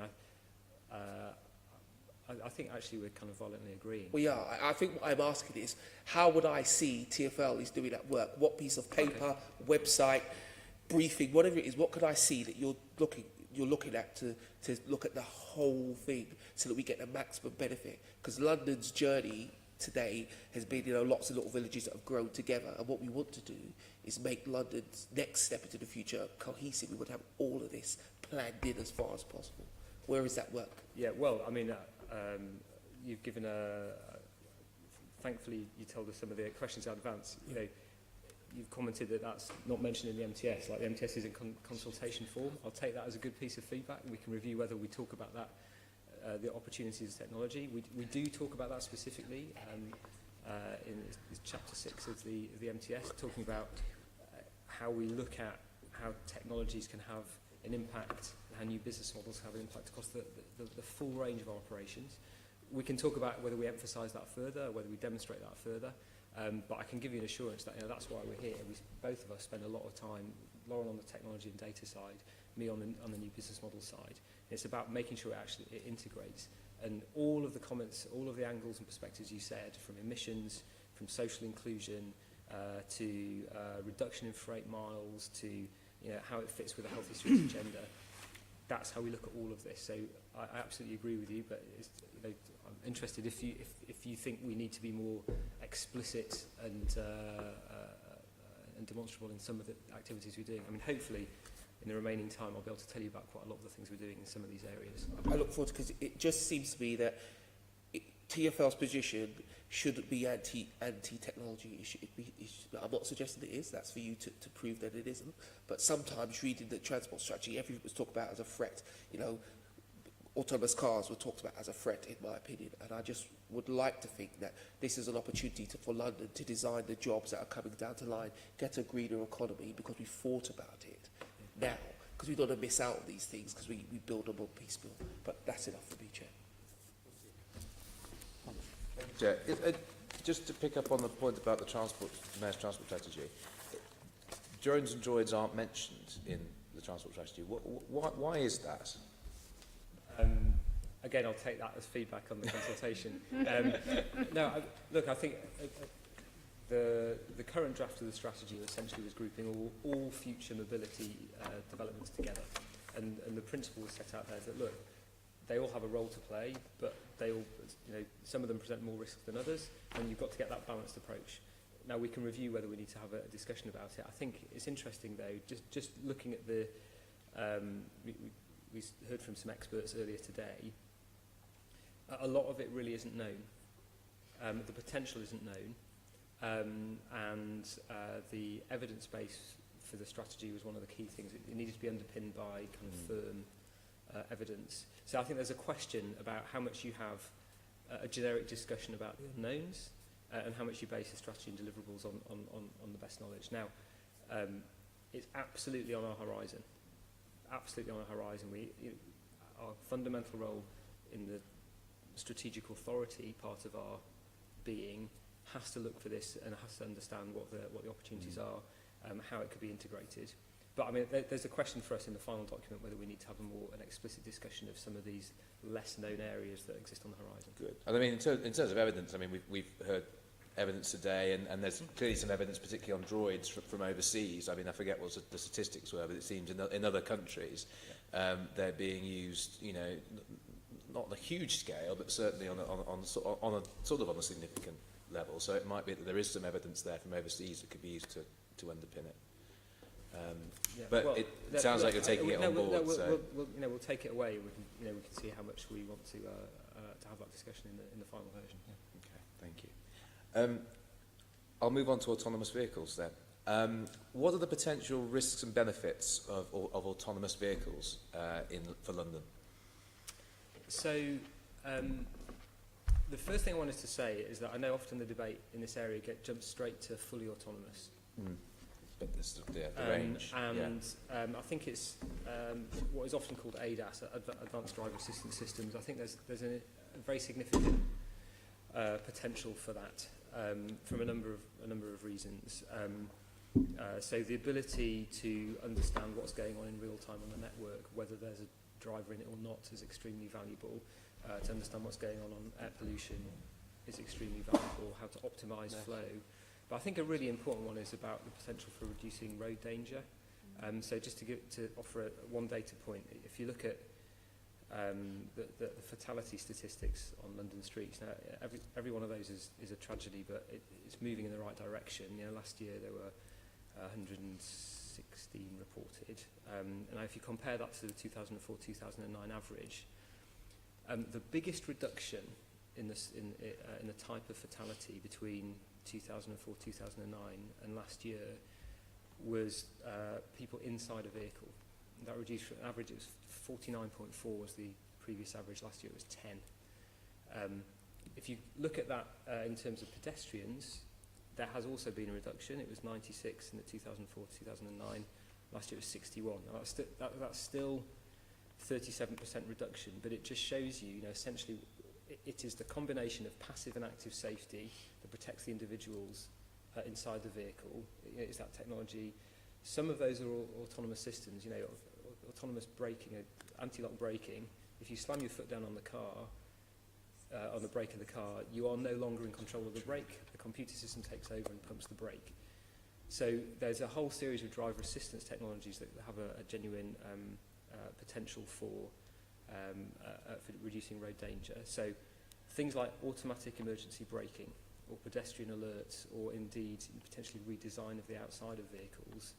Many of these things actually we're trying to think about for the new bus safety standard, which will come into effect next year. Actually, before you get to the fully autonomous equation, I think there's a significant number of opportunities on incremental levels of both connectivity and autonomy. But I can talk about fully autonomous too as well. Sure. Just quickly. I mean, in terms of this reduction in sort of is it in KSIs? How much of that can be put down to technology, and how much is that because either congestion is getting cars to go slower, or because boroughs are implementing slower road speeds, like 20-mile-per-hour zones, for example? Well, I don't have that breakdown to hand. I mean, all road safety is a function of improvements anyway, or either engineering or enforcement or education. And it, I don't have the data to hand about what's the actual assignation of that. I do know that nationally, in the UK, the assessment is that 94% of all road accidents have an element of human error. So I don't have that specific breakdown. But I think we can be quite assured that, particularly if it's considered as an enhancement to capability, there will be benefits to be derived from that. Okay. So what about the potential for fully autonomous vehicles? So fully autonomous, it really depends on three key parameters. So that is, what is the vehicle that is fully autonomous? What is the business model or the use case under which it's used, and in what policy environment? So if autonomous vehicles are just individual cars, just like we have today, but just driving themselves around, privately owned and privately used, with absolutely no constraint whatsoever, that may have safety benefits, but it's almost certainly going to be bad for congestion. You know, it's a crude analogy, but you want to avoid a situation where you can go shopping and because it's cheaper than parking, you press a button and you say, just drive around till I come back. You know, that would not be good for the network. By contrast, if you have, for example, a shared car or even a minivan that is operating under a service model which is deliberately trying to, for example, funnel people who normally commute into a transport hub, and with somehow a targeted set of operation, that could be through pricing or through actual planning measures, then actually that gives you a whole load of opportunities. So not only do you get the safety benefits, you could provide an alternative to people actually with private car ownership in use, potential congestion benefits, but also there's an opportunity of communicating with the vehicles to collectively optimise the way things flow. I think the other thing I would say is that this is a really important kind of capability. I think there's further opportunities are that London is great in the tech world, and these are really key high-value set of skills. And if, you know, the more you can get about intelligent traffic management, vehicle design, user interface, applying some of the great skills we've got now in fintech or the gaming world to this, there's also an opportunity, I think, for building capabilities. So the short answer is, it does depend, and you can see situations where through some versions it would present real challenges, but on others it gives great opportunities for making the network flow more efficiently. Okay, so how do we end up with autonomous vehicles in the situation where their benefiters are not putting extra cars on the road? There's more of a shared ownership model. What practical steps can be done to encourage that? So I'll take it in two steps. I'll go back to principles we were talking about earlier about, you know, engagement and trialling, and then working out in the longer term. So in the short term, we've actually got quite a lot of activity to understand actually what the service models are, what the technical requirements are, what the potential impacts on the network are going to be. So some of it's just desk-based modelling, so we're doing some of that already. We're working with MIT on some of the kind of conceptual modelling. There's a number of central government-funded projects that are allowing us to learn more about what the potential actually is. So one of the projects is called Driven, which is run by a company that's spun out of Oxford University called Oxbotica. There's also a major insurer doing that. I think their aim is that by 2019 they'll have half a dozen vehicles that will be able to drive from Oxford to London. But the really interesting thing about that from us, you know, look, first and foremost, we have to make sure it runs in a safe way. You know, that's any trials. All of these any trials at the moment, the requirement in the UK is to have a safety driver there ready to take over. You know, you can't have fully driverless vehicles right now. But that gives us a fascinating insight into actually what is happening on the network in real time. So XL Catlin, major international insurer, is also involved in that because they want to know what are the situations on the road that lead to crashes being more likely and incidents being more likely. That's extremely important for us given our congestion management. Another trial that's happening is a project called Streetwise with a company called 5AI. They're actually we're exploring with them, what could the service models be? They came to us actually as a good example of engagement to say, well, what problems do you want to solve? They said, well, could we shape this to provide alternatives to commuting? And they're seeing whether you could have a demand responsive, autonomous capable service that actually would funnel people into transport hubs. I think that so we've got I know that there's a lot more, and I'm happy to provide more information about that, about how we're trying to look at what the requirements are on the infrastructure side as well, what we're going to need. In the longer term, there's a number of kind of key policy requirements that we're going to have to think about. In the MTS draft, we talk about the future of road pricing. Now, I think for me, you know, and it's a really interesting question about how we disincentivise an inefficient use of road space and empty vehicles being around there. So interesting question for us. Are we going to be able to know when vehicles are empty or not? How would we get to find that out? Because as I say, you know, what you don't really want to have is vehicles going around empty on spec. Similarly, you don't want to have kind of mobile products doing the rounds just in case somebody wants to have them delivered at a certain time. So I think we need to have a really serious discussion about the future of pricing and how autonomous vehicles fit in that. You know, we want to get the benefits of it, but we can't let them go unfettered. So do you think that then that basically that road pricing is going to be key? Is that the main lever by which TfL could essentially regulate this and ensure that you don't have loads of autonomous vehicles just driving around empty? Is road pricing going to be the key to that? It's one of the keys, as is planning, as is how you design the future streets, how you design the use of the curb. So it's certainly one of the very important ones, yes. So what legal powers do you have over autonomous vehicles at the moment, and what powers would you like to have in an ideal world? Some we actually have quite strong and extensive powers already. So what allows us to do the congestion charge, that gives us quite a lot of potential. Some things are out with our control. So currently it's with the DFT, who actually in turn have to use international regulations that will approve or not a vehicle for use on the roads. Actually that is dealt with internationally right now, and the UK currently applies EU law to say what type of vehicle is allowed on the road. Now, I think we need to have that discussion with the DFT. We actually have pretty constructive relationships with them. Currently, testing of these vehicles in the UK is dealt with by Code of Practice. We're in a very active discussion with them to talk about the next version of that Code of Practice, because we need to make sure that we have that city perspective. So for me, I would say that a lot of that sits with DFT. I also think that, I mentioned before, we need to have that overall review of the future service models, to think about the future mobility, not just taxis, buses, etc. I think there will be a strong argument for devolution or to have local powers and control for some of those, because we need to be able to create a vibrant market that gives a good outcome to consumers, but we also need to be able to manage things for the city's interest.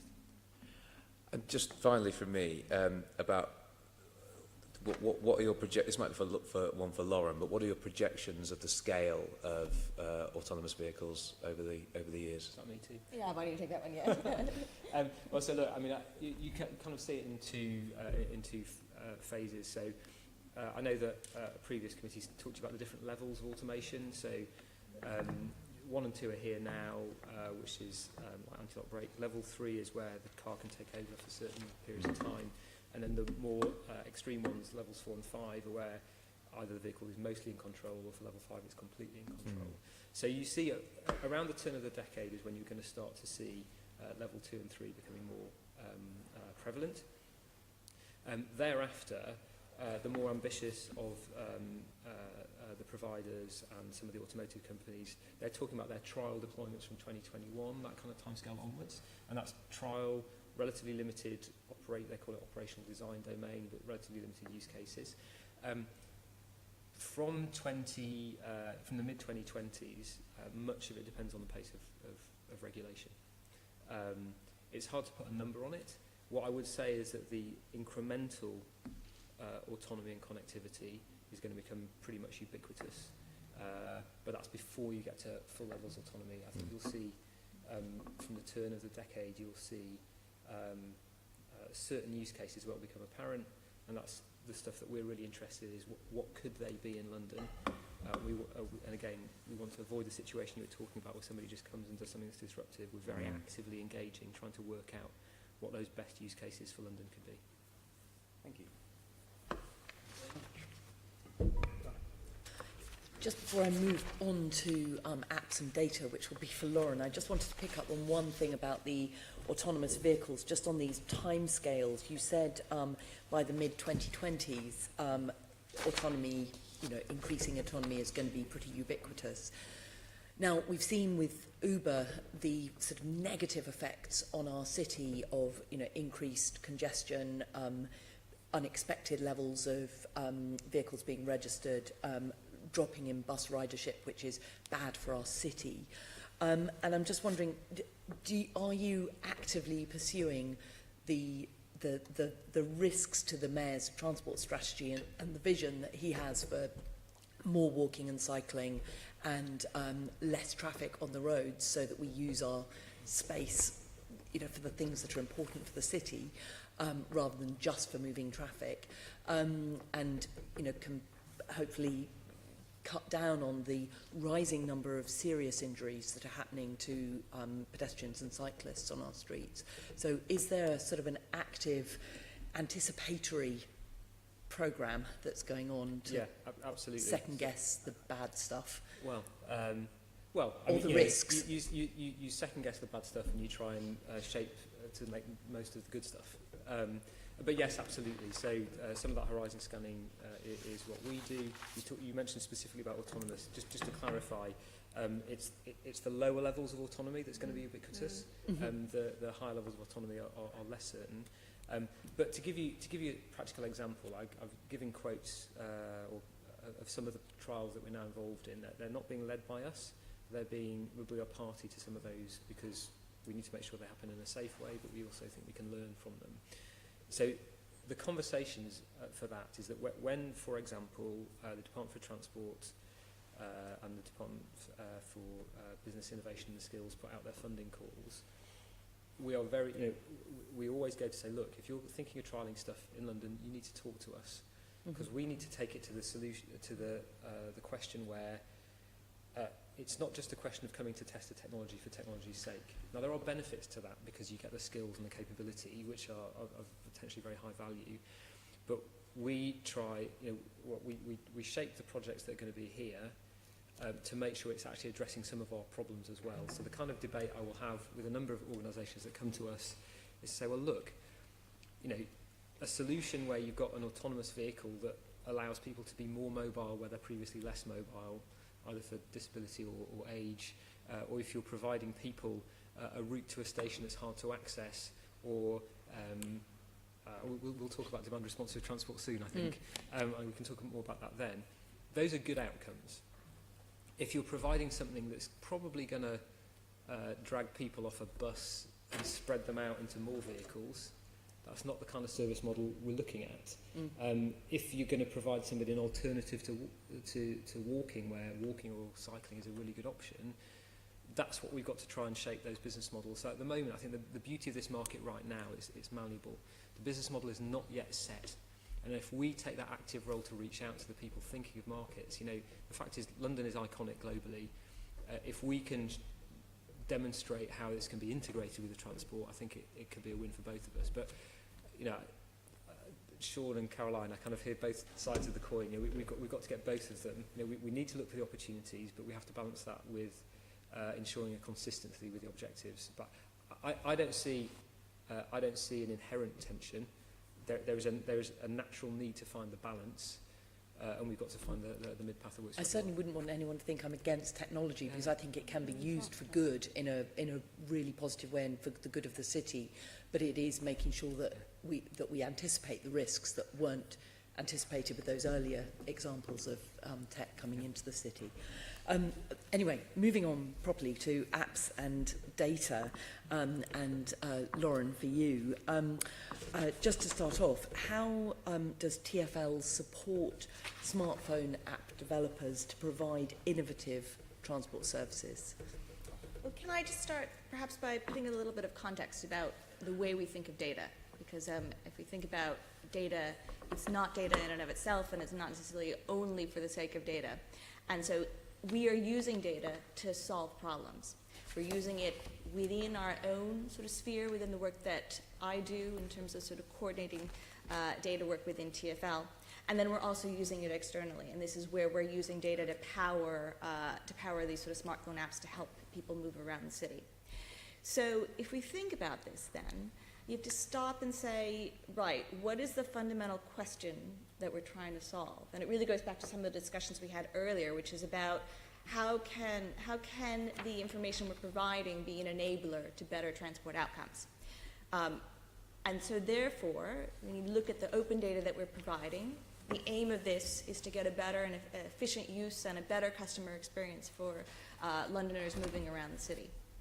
So this is where we work in partnership with the developer community to provide the information, and that's in various feeds that we have through our unified API, so that the developers can take the data and turn it into products that will be sort of useful for customers. And we've seen a huge benefit in this, and we've been a champion of sort of open data and making this data open and freely available and encouraging our developers to use this. And in doing so, we get benefits, our customers get a benefit that we see. We also learn. So a lot of the discussion today has been about how can we learn quickly from technologies, and this is where we see the way that developers are using information and providing it to customers, and that's helpful in terms of giving sort of the ways you're presenting information to our customers that they can find useful, and we can take that information back so that we can understand how data can be useful and new data feeds that we can provide. But it really sort of comes down to why do we do this? It's to provide solutions for problems, and it can either be externally for customers to get better information, and then also internally for how we run a more efficient system with data. Mm-hmm. Well, I mean, certainly, I mean, I'm sure everyone has, you know, just things like City Mapper and have completely transformed travelling around the city, because it just makes it possible to plan journeys that because it's all just in one place, and you can move from tube to bus to, you know, reach all of us have to travel to all sorts of places all over London, and so that kind of service is incredibly useful. To what extent because the app developers are, you know, with this open data, they have an absolute gift there. They are able to produce products and, you know, power businesses. To what extent are they giving that data back to you? I'm thinking in particular things like, I know Drive Now have a lot of data that shows the journeys that are made with those one-way car hires, and that presumably maps out places where there isn't enough public transport at the moment. I mean, how much are you taking that data and using it for planning new services? So this is a journey, and we're starting. So if you were to sort of look back and where we were initially, it was really very sort of one-sided. We pushed out everything, we got not much back. But we then, in our partnership discussions with the communities and all the developers, we've been able to sort of say, okay, we are trying to solve problems. You're trying to sort of build businesses and solve problems, and some of this, there's a real win-win here in terms of how we can work together on this. So what we've been working towards is a model where we are getting some information back, and that can range in terms of the information that you could get back. At one extreme, it's helpful just to know statistics about how many people are downloading particular apps. To the other extreme, it's getting the aggregated information about sort of usage patterns, and that sort of work we're beginning to sort of explore. How do we do this with sort of two-way partnerships with some of the developer community on that, and that's where you would see sort of benefits in terms of getting this aggregated data back in terms of patterns. But what's important to sort of keep in mind is that what we take back is actually aggregate information rather than individual personal information, because what we have to do is keep that very sort of a very hard line between what's shared. So what's shared back to us is sort of in patterns. But that aggregated data is allowing you to make more intelligent planning. Yeah, and that would be decisions. So what you would want to do is you want to start, particularly on the road network, where this is where there's some opportunities where we really would benefit from more information. So we've done some work with RAeS, for example, where we've been able to sort of take information patterns back so that we can sort of understand disruptions on our network. And if that gives our controllers better information on how to run our network more efficiently, it's a win for everybody. But this is really where we need to go back to the sort of the fundamental sort of questions. And if the fundamental question we're trying to solve is how do we unlock mobility, on the road side, there's certainly an opportunity for getting information that would help us. So you mean connecting up them with Scoot and the traffic light systems to... Yeah, so that's, you know, so again, it's understanding very precisely where you might change and how you might change, if you, this sort of Scoot timing, because if you're not going to take an action on it, and it's really interesting in terms of pattern analysis, but that was going to, you're not going to spend as much time as if you're going to actually sort of be able to change the way you're sort of running your traffic system. So if we can sort of identify where we would change sort of signal timings, for example, that does provide us with sort of a way we're going to run and control the network.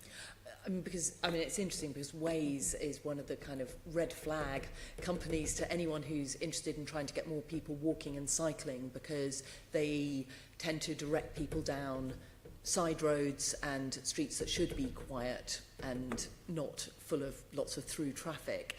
So it's a kind of rat runners app, and it kind of allows people to drive through back streets as if they knew the area really well. So it can have disbenefits for communities living there who experience more traffic, more difficulty crossing the road when they're taking their kids to school or just to get to the local shop. And so that has negative outcomes in terms of people making those daily journeys on foot and by bike, which is one of the things the mayor says he wants to achieve. So you're actually suggesting that there could be some good that comes out of that RAeS data. I think this is where we have to sort of go back to the engagement question and sort of say, okay, if we really want to use technology to unlock the outcomes, how do we have conversations with the developer communities and talk about this in terms of sort of not starting from data per se, but starting from the actual outcomes. And we've begun to have some of these discussions, and if we think about the way we communicate, there's a tech side and a very sort of specific sort of techie data discussion to be had, but before you get there, it's really about the shared objectives and thinking about the MTS and trying to get that alignment.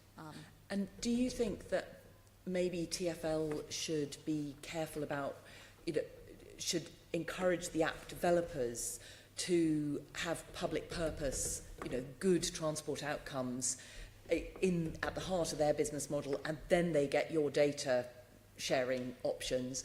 Where, I mean, do you have any limits so that, I mean, for instance, RAeS, I would see as a company whose, their app is not particularly helpful for the transport network, for public transport, and so should they have the same access to data, TfL data, public data that is, belongs to Londoners, as a company who's doing something that has more public purpose to it, like City Mapper, which is enabling people to use public transport more effectively? So that's a good question, because I think that what we started from is saying that we're going to just push this data out, right? And we're going to provide some sort of standards in terms of sort of explaining how you present the data, that you're accurate about it, but we have not so far gotten into the sort of vetting particular companies. And so it's not about vetting the companies, but it's about vetting the outcomes, so that there is public purpose and good for London's transport system that comes out of the use that people make of Transport for London's data, because TfL's data is, it's hugely valuable, and so I'm just wondering if you are yet asking those questions about the outcomes that are coming from your giving that data to companies. I mean, we certainly have been encouraging sort of thinking about the sort of mobility outcomes, but the way that we've presented the data, it's been as a sign up, and basically sign up to the feeds, and we encourage you to use them. But certainly in terms of, we want to make sure that we are promoting sort of sustainable transport and promoting public transport, and that's certainly something that is important. And then just finally, I mean, in London, because we've got an Oyster card, that is pretty much mobility as a service anyway. But I just wondered if you've,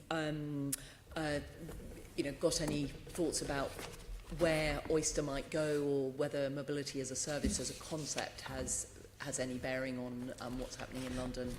Well, why don't maybe if I start and talk about the data side in terms of, and then also have Michael in terms of how we can sort of think about taking that forward. I mean, you're right. What we find with sort of Oyster as a payment platform for public transport it has transformed sort of the way that sort of Londoners have traveled. So when you think about the fact that we have customers being able to sort of travel across London, across public transport modes, that has been sort of hugely helpful in terms of promoting public transport. From a selfish data point of view, it also allows us to understand patterns and in a much more granular level of detail than we could before. And so again, going back to my own interest in terms of data, that means that I can provide that to those of us who are planning the network better and running the network better, so that we can get a more efficient use of outcome. And so that's really been sort of where we've sort of started thinking about what's a payment platform and how do you then get the data out of it to make it sort of useful as we go forward. So going ahead, this is where sort of when we work together, Michael and I have sort of discussed about how then you could think about it in a sort of the broader sense and where do you take it forward. Yeah, so actually you put your finger right on the button there, is that we already provide a form of mobility as a service. So the three pillars that constitute mobility as a service when people talk about it, firstly there is a set of transport services, then there is an information and payment platform, and then there is a subscription by which you pay, and people often talk about paying for mobility like you pay for a mobile phone rather than buying a particular mode.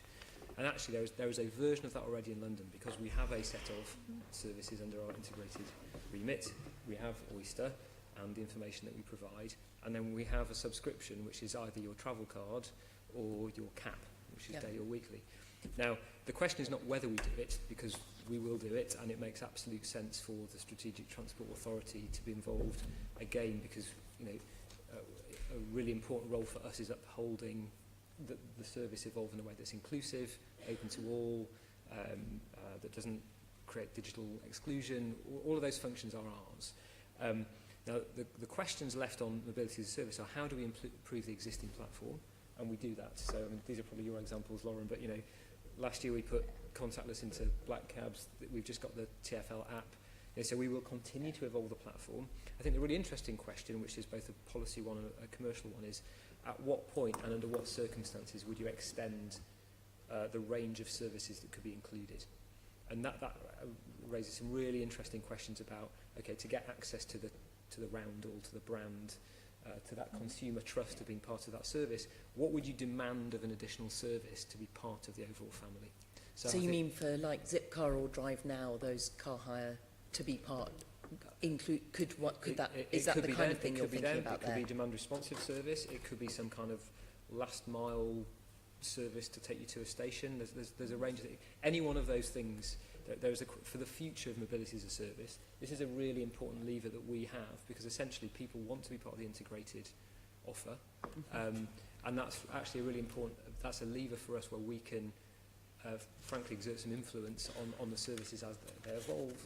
It may or may not be possible for us to integrate that, but that is actually one way we can control and shape the future market. Thank you. Yeah, just very briefly, we're obviously really focusing on passengers, but from the previous session, the professor talked about logistics and data around logistics. Are you sharing that kind of data, or would you consider commissioning research to understand that, to see how new technology could add benefit for the final mile or so?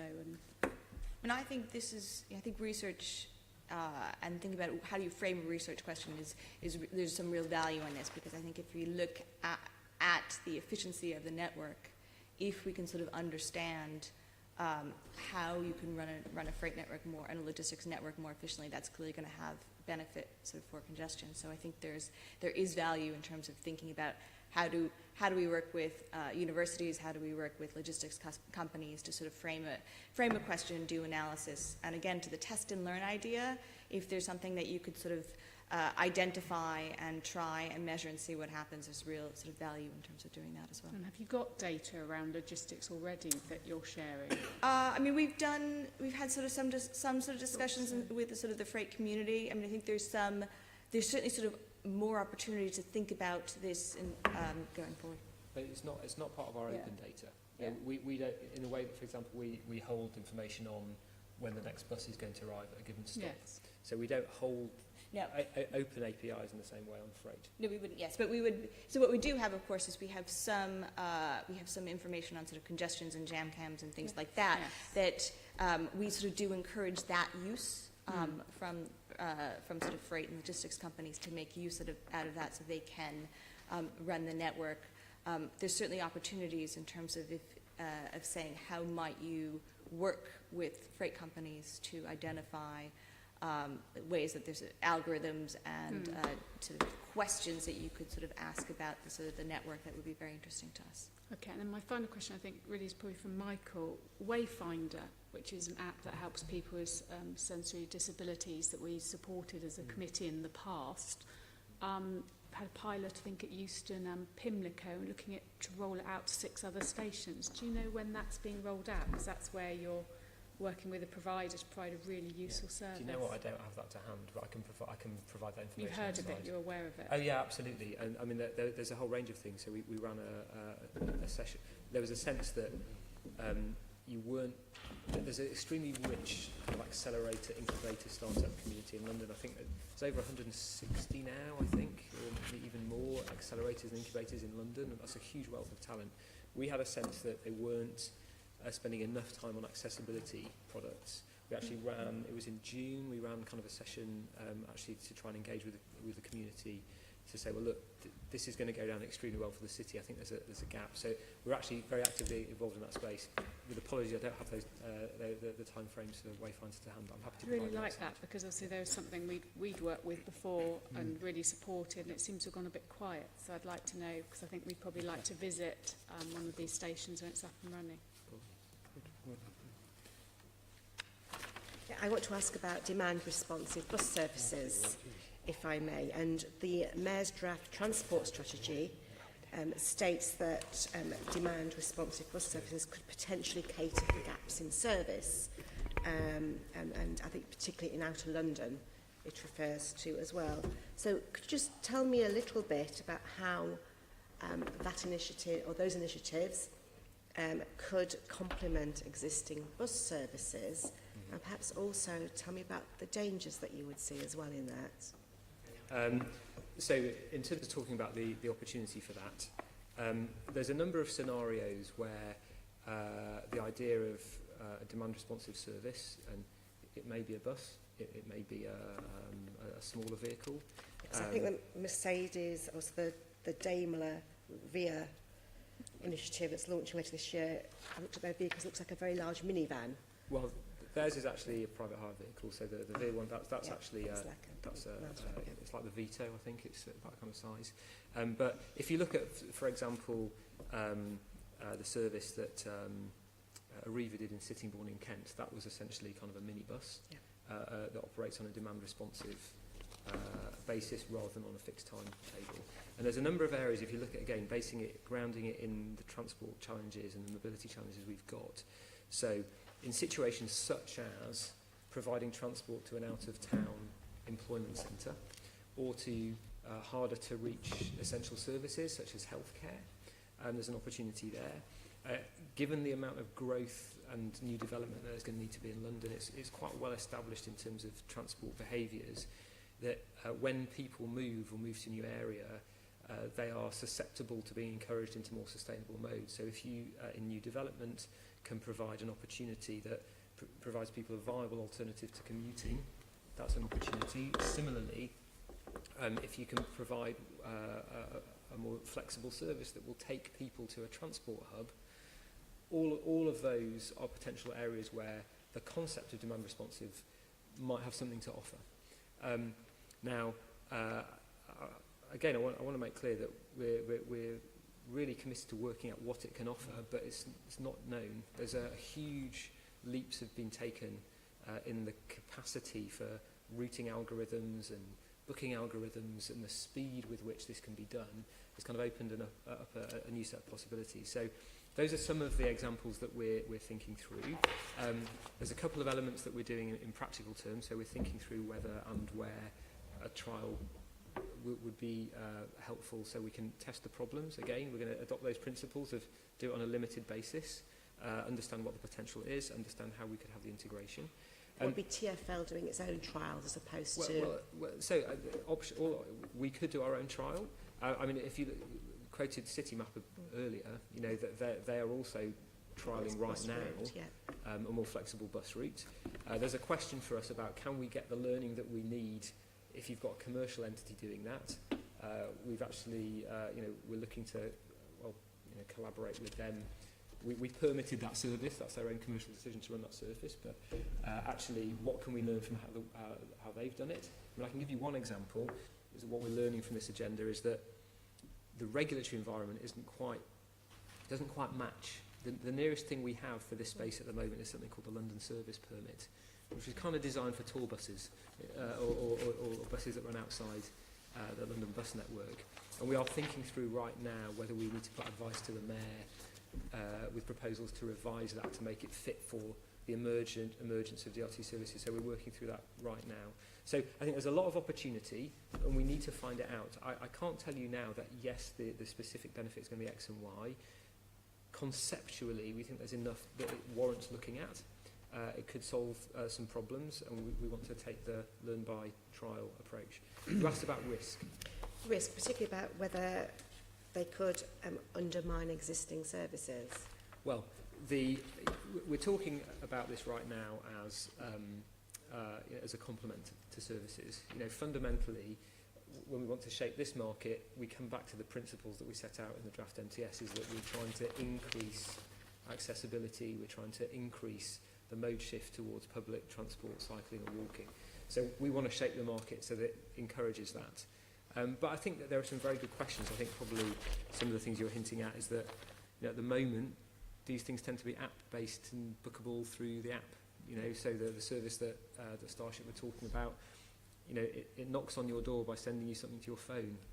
That might not work for everybody. Similarly, you know, we need to think through how this could work as a genuinely inclusive service. So those are the kind of things we want to test. You know, how can you make such a service that it gets the benefits of the on-demand, the flexible routing in areas that might not previously been viable for a big bus, or you didn't have the flexibility that you need in new development or in certain areas. We want to test how that's possible, but you know, we're very live to those issues. And this is the point, again, I don't want to say definitively it has to be this way or that. I want to see how it works, understand the economics, and fundamentally understand the consumer response. What do consumers want and need from this? And I think if you've got that, then I can answer your questions about how we're going to make sure it remains an open, inclusive service. I mean, you hinted at digital inclusion there, which obviously is an issue. But you also talked about TfL as a regulator of bus services and private licence taxi services as well in the city. You talked about the regulations perhaps not being fit for this new emerging technology. Would you have the power under existing regulations to refuse to regulate if there was an undermining of existing bus usage or a bus service, for example? Well, we're reviewing the LSP guidance, so just to bound it at the moment. So if you're talking about a service that's launched as a private hire vehicle, that's well known. I've already tried to not talk about that too much today, but at the end of the day, that, you know, that is those are kind of well known. As you know, we've been asking the DfT for certain more powers to be able to regulate that in additional ways that we're not currently able to. If somebody wants to launch the kind of service that doesn't fit within the existing London bus network, you are required to have a London service permit, which we grant. Now, there is an open question about what goes into the mayoral guidance. That would be a decision for City Hall, but there is a set of guidance that you are allowed to derive from the mayor's transport strategy that sets those parameters, and we're working through all of those. So what would we be able to demand or request? And you know, there's a question whether you can do it specifically to protect bus services. I don't know the answer because that would require a legal opinion. But I would say that ultimately it has to be consistent with the goals of the mayor's transport strategy, that it's leading to better public transport services and better accessibility. So we're working that through now. I mean, we would need to consult on what that guidance looks like. The timings, we have to have the Mayor's Transport Strategy finished first, because we have to derive any guidance from that. So our current aim is to have that discussion with City Hall, and if we choose to consult on revisions to that guidance, it will be as soon as we can after the MTS is published in its final form. Thank you. And I think, we talk about demand-responsive bus services, but of course some of the ones that are saying they are actually, you said, car sharing, in a sense. But I think it does throw up in future lots of issues, because if there are genuinely demand-responsive bus services operated by a private operator, then they are likely to want to pick the most profitable routes, and therefore you will be left with those routes which require heavy subsidies. So I think the regulation is going to be extremely important around that. It is, and what I would say, I'm going to come back to what I said right at the beginning, because we have very explicitly, both through bus operators and anybody in the market, we've kind of reached out to anybody who's thinking about London. We talk about that, and actually, before you press the regulatory route, so if so Citymapper came through pressing the LSP route.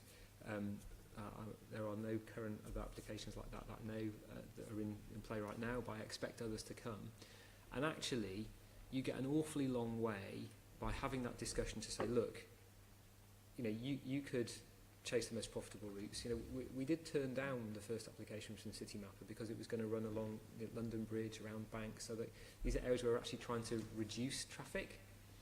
So we said, no, that's not going to work. And then we had I would say, a very productive discussion to say, well, actually, hold on a minute.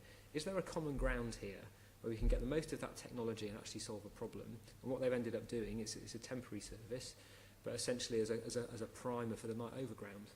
And getting used, allowing to get people to start using public transport where previously they might not have done. And actually, my experience thus far is that if you say, well, look, this is going to be consistent with mayoral priorities. This is the likelihood that you'd get the thumbs up from us as a regulator, but also from City Hall. But you need to find an area that is sufficiently commercially attractive, but it's not going to kind of screw up the transport network in another way, or screw up the consumer experience in another way. So far, there seems to be quite a lot in that common ground to say, well, actually, this is sufficiently interesting, but it's also solving the city's problems, where it would give a sense of potential. You see, as an assembly member whose residents regularly lobby me for bus services where we currently don't have any, my reaction would be, well, why doesn't Transport for London provide that service if there's demand there, and particularly if it will make money that allows you to subsidise other bus services? Well, I think the question is, at what cost would it make money? At the end of the day, if you've got a smaller vehicle, the economics are not yet proven whether it will actually be cheaper. So we wouldn't want to end up doing a whole load of new services that make a loss and actually increase the subsidy requirement. But the reason why I want to do the trials is to work through the economics. Okay, thank you. Yeah. Well, thank you very much indeed for your contributions. We're very grateful to you. Could I just say at this moment, though, I'd like to put on record my thanks to you both for coming along tonight. It's very kind of you. This afternoon. I think there's a few issues that have been raised that you do need to take back, especially around the Mayor's transport strategy, around drones and droids, and hopefully, you will be able to, but I think the shame is that as it's only coming to light now, people haven't had the opportunity to really make a contribution on those issues, and I think I have to say that you've missed a trick in a way with the transport strategy to open up the debate on drones and droids. But we are where we are, and hopefully we'll be able to go forward. But thank you very much for you coming along. Thank you. Thank you.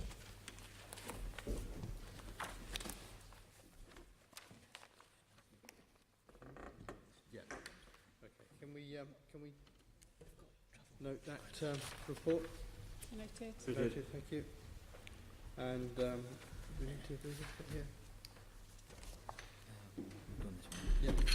Okay, thank you.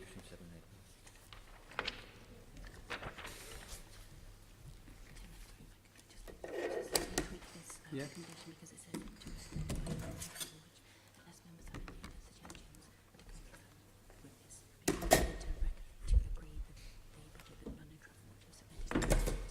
Right, we'll write some words as well. Something you prepared earlier. But not on that piece of paper.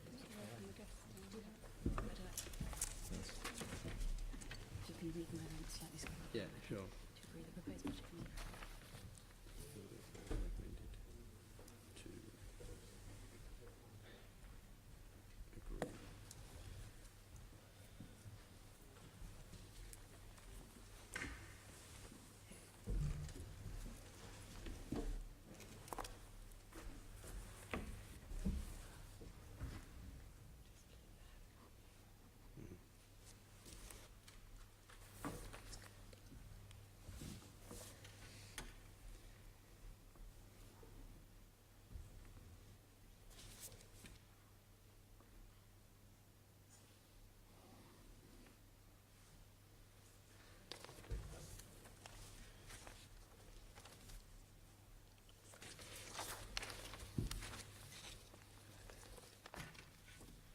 Good, right. Well, welcome Janet Cook, Chief Exec of London Travel Watch, and John Stewart, Deputy Chair, London Travel Watch. This last session is about London Travel Watch's business plan and budget bid. Also, I think we might as well just roll it up and take in the questions in relation to the performance report as well, if that's all right to do it in one session. Okay, we agreed with that? Agreed, yeah. Thank you. Right, so, nice to see you both again. Could I kick off then by asking, could you give a brief overview of your performance report and future business plan, please? Yes, thanks very much. I'll kick off and Janet may well add something to it. I think very briefly, just to highlight one or two things from this last year and then one or two key things coming up in the next year. Last year, we did a lot of work on interchanges, which I think was well received generally, and I think we feel that it's an area where we're well placed to do work and perhaps to lead the debate. I think another big piece of work last year was obviously the report we did on the ticket offices. And we're pleased to say that the recommendations we made there were accepted. I think for this coming year, we have to monitor very carefully, see actually what happens, because there's a big difference between recommendations being accepted and them then being implemented.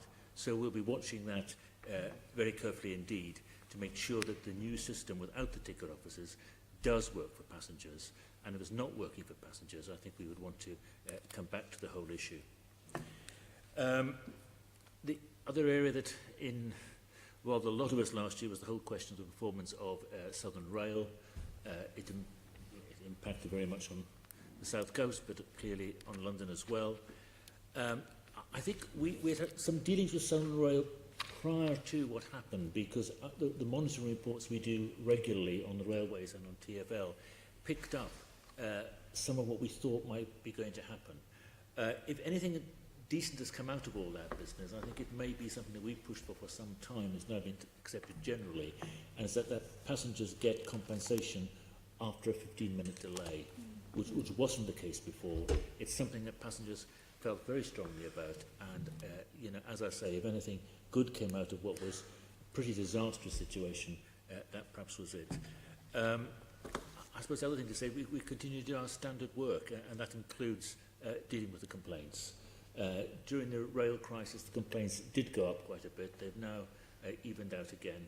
But again, it's probably the area which we're best known for. Moving on very rapidly for one or two things coming up this year, and then I'll finally deal with the costs.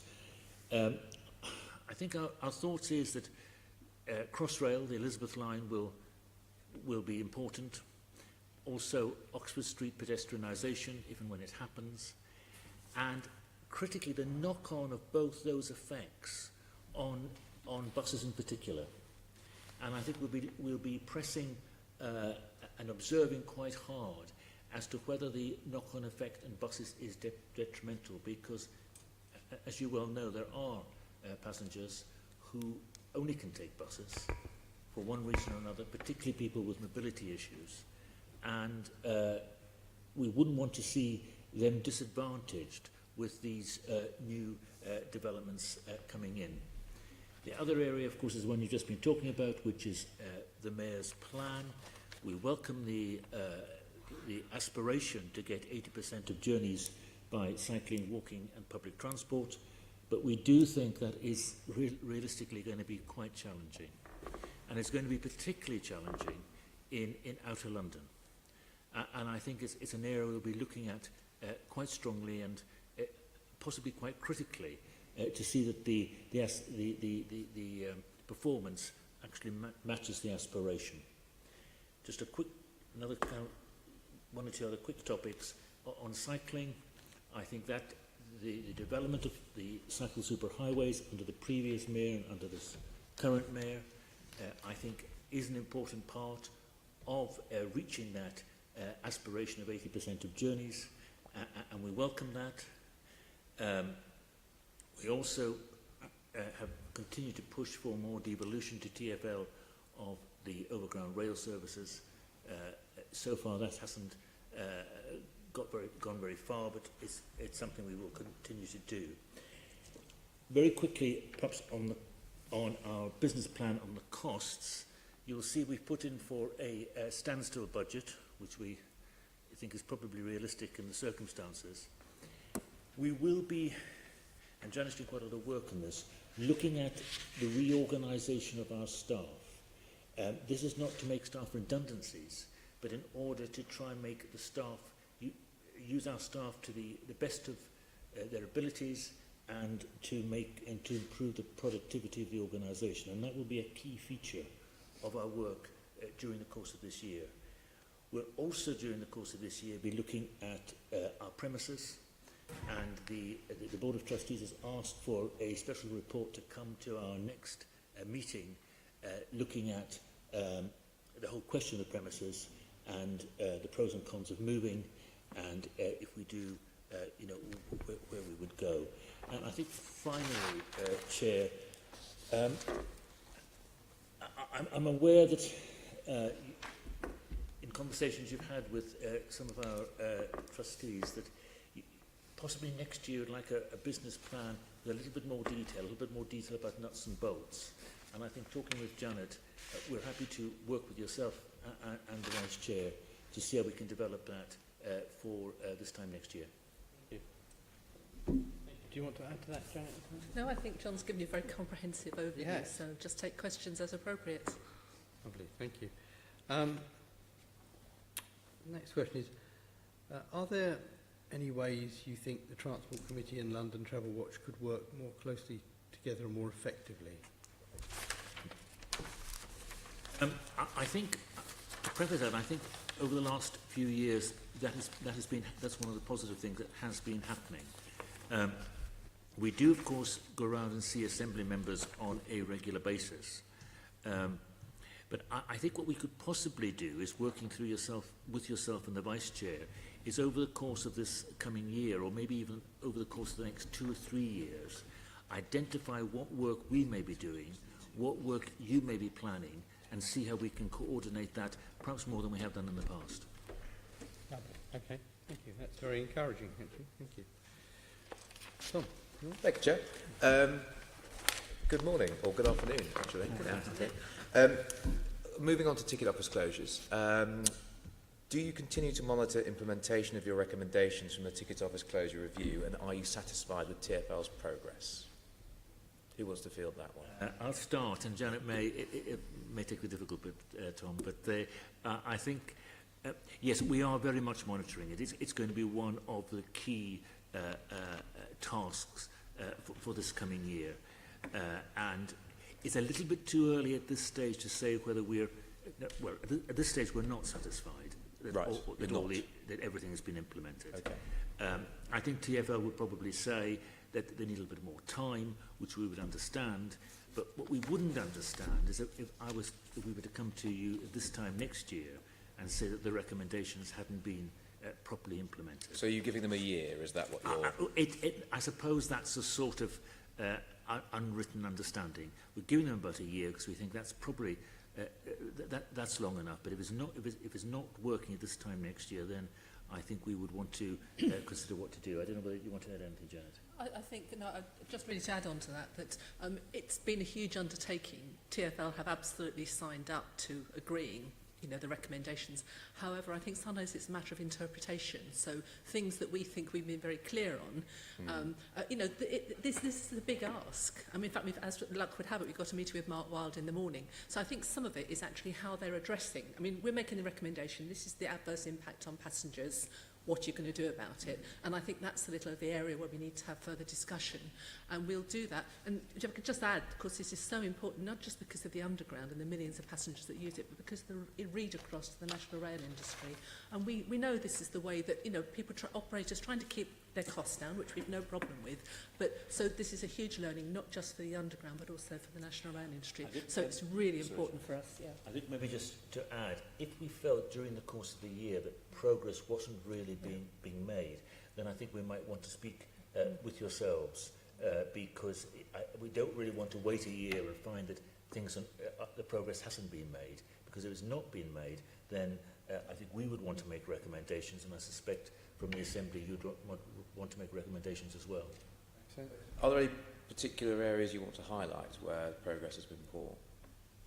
I think there's the whole debate around the role of the visitor information centres, the hours of opening of the visitor information centres, what they're there to do, the profile of the staff, which is something that we know that they're working to address that.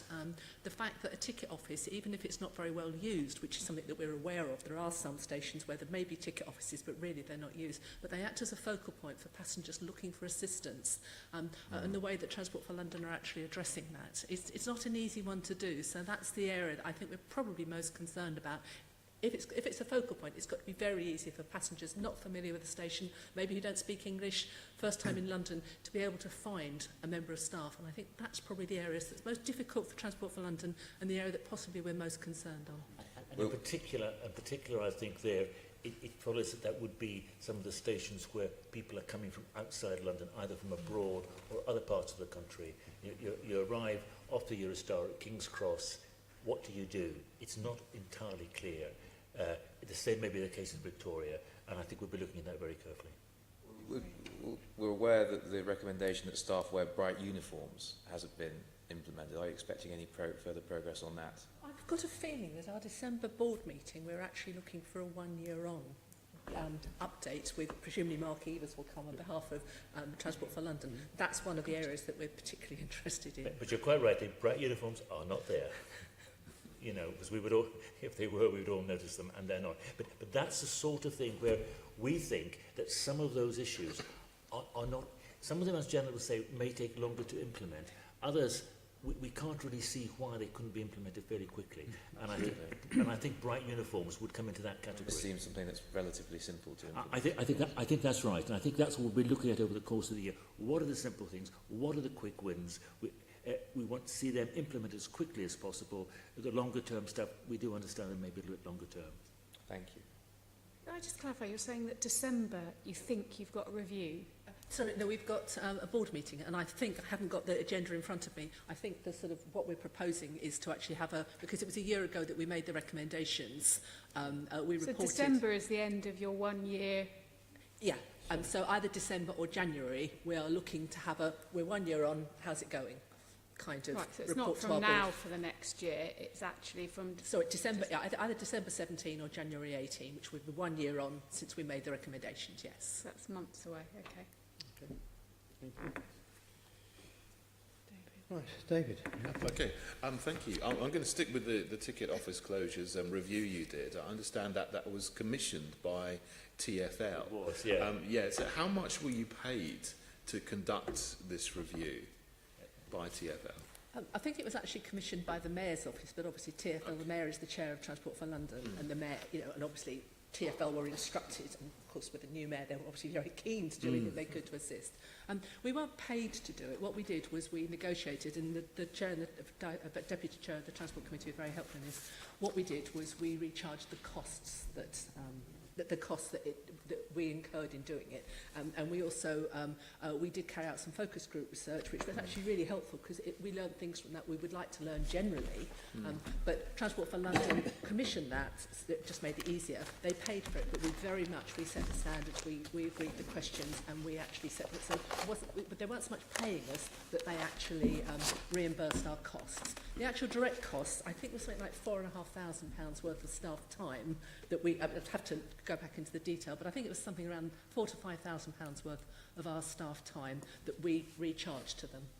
So it didn't affect you financially. Yeah. It was like you did it and you just charged. Yeah, we the looked mayor's at the costs office of expenses. senior staff time, particularly one of our policy officers who for a couple of months was working almost full time. They also, to be fair, they provided us with one of their, well, I think most of their trainees are probably pretty good, but she was a very experienced trainee in her second year graduate trainee. She was excellent and she was a great help, and she also helped back up some of the other work that we weren't doing, particularly around interchanges. And I have to say it was a bit of a win-win because we spent a couple of weeks, and she's very good, teaching her how to see things from the passenger perspective rather than the operator perspective. And it was very interesting for her because she'd worked with TfL in her first year on the Fit for the Future programme. So she knew too much as an operator about why these things are being put in place. And she'd sit and watch the research and she'd say, no, we've got those dark uniforms because they're so dirty, or with this, that and the other. So it was really useful. So we've sent her back into Transport for London, having learnt a little bit about it doesn't matter why you've done it. If passengers can't find the staff, or if passengers can't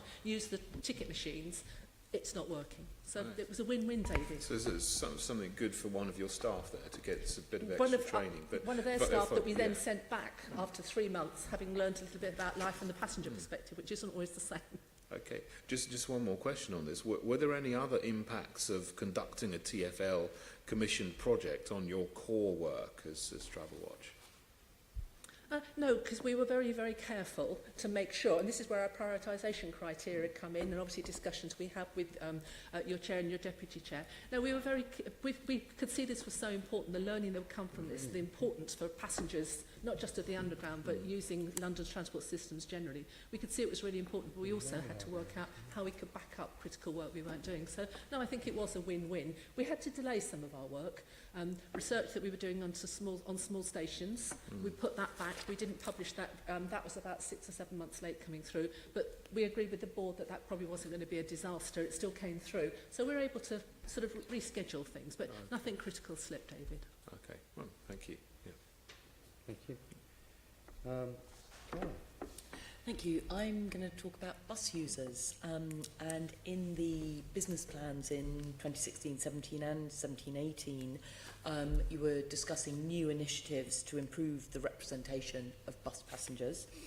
And so I'm just really wondering what progress you've made to enhance the bus passenger voice. When you asked the question to the last person, they said it was a very good question, and you agreed. That's also a very good question, Caroline. But seriously, I mean, I think bus users are and their voice is absolutely critical, because some of you know I've been working in transport in various fields for many, many years, and I've always felt that it's the bus user that has most people are bus users. The voices are not being heard properly, and they haven't been heard properly, I think, for many, many years. So we see these initiatives, which Janet will describe in some detail in a second. We see them as critical to our work, because if we are essentially the complaints body, we need to hear not from just the more articulate rail users, but from the less articulate and perhaps less confident bus users. I see it as a central part of our work. You may want to describe the details. Well, yeah, I agree. I mean, we think it's really important. It's something, well, I've been at the organisation now 9 years. Successive boards have really prioritised the use of, because buses are the fully accessible means of transport that's always running, and more people use the bus than all the other modes. So, but actually getting the voice of users is really difficult, Caroline. I think this might be something that we maybe talk to the Transport Committee about how we can do more together.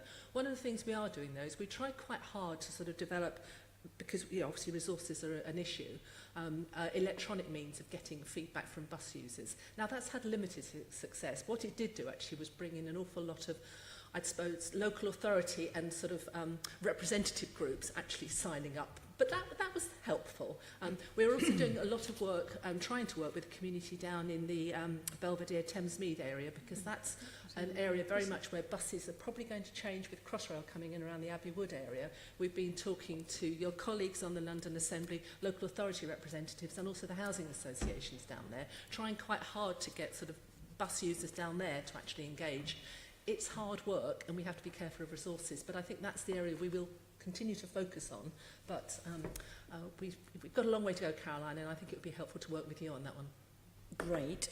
So are you still running an online bus community? We are, but we've moved it onto a sort of separate Twitter feed because it's more cost effective and we're having to build the numbers up. They're going slowly, but we're still talking about tens rather than thousands of users. Because I think you had 300 members in 2016, March 2016, so you're We're down back to to tens, are you, yeah, rather than 300? Because to be honest, when we looked at it, we realised that a lot of people had signed up for it, and actually we'd suddenly realised, there was Borough X's transport officer, which was great, but it actually wasn't Ms X who used the bus, who isn't part of the local authority. It wasn't just representatives. So we've started again, we've cleaned it up, and we're growing slowly.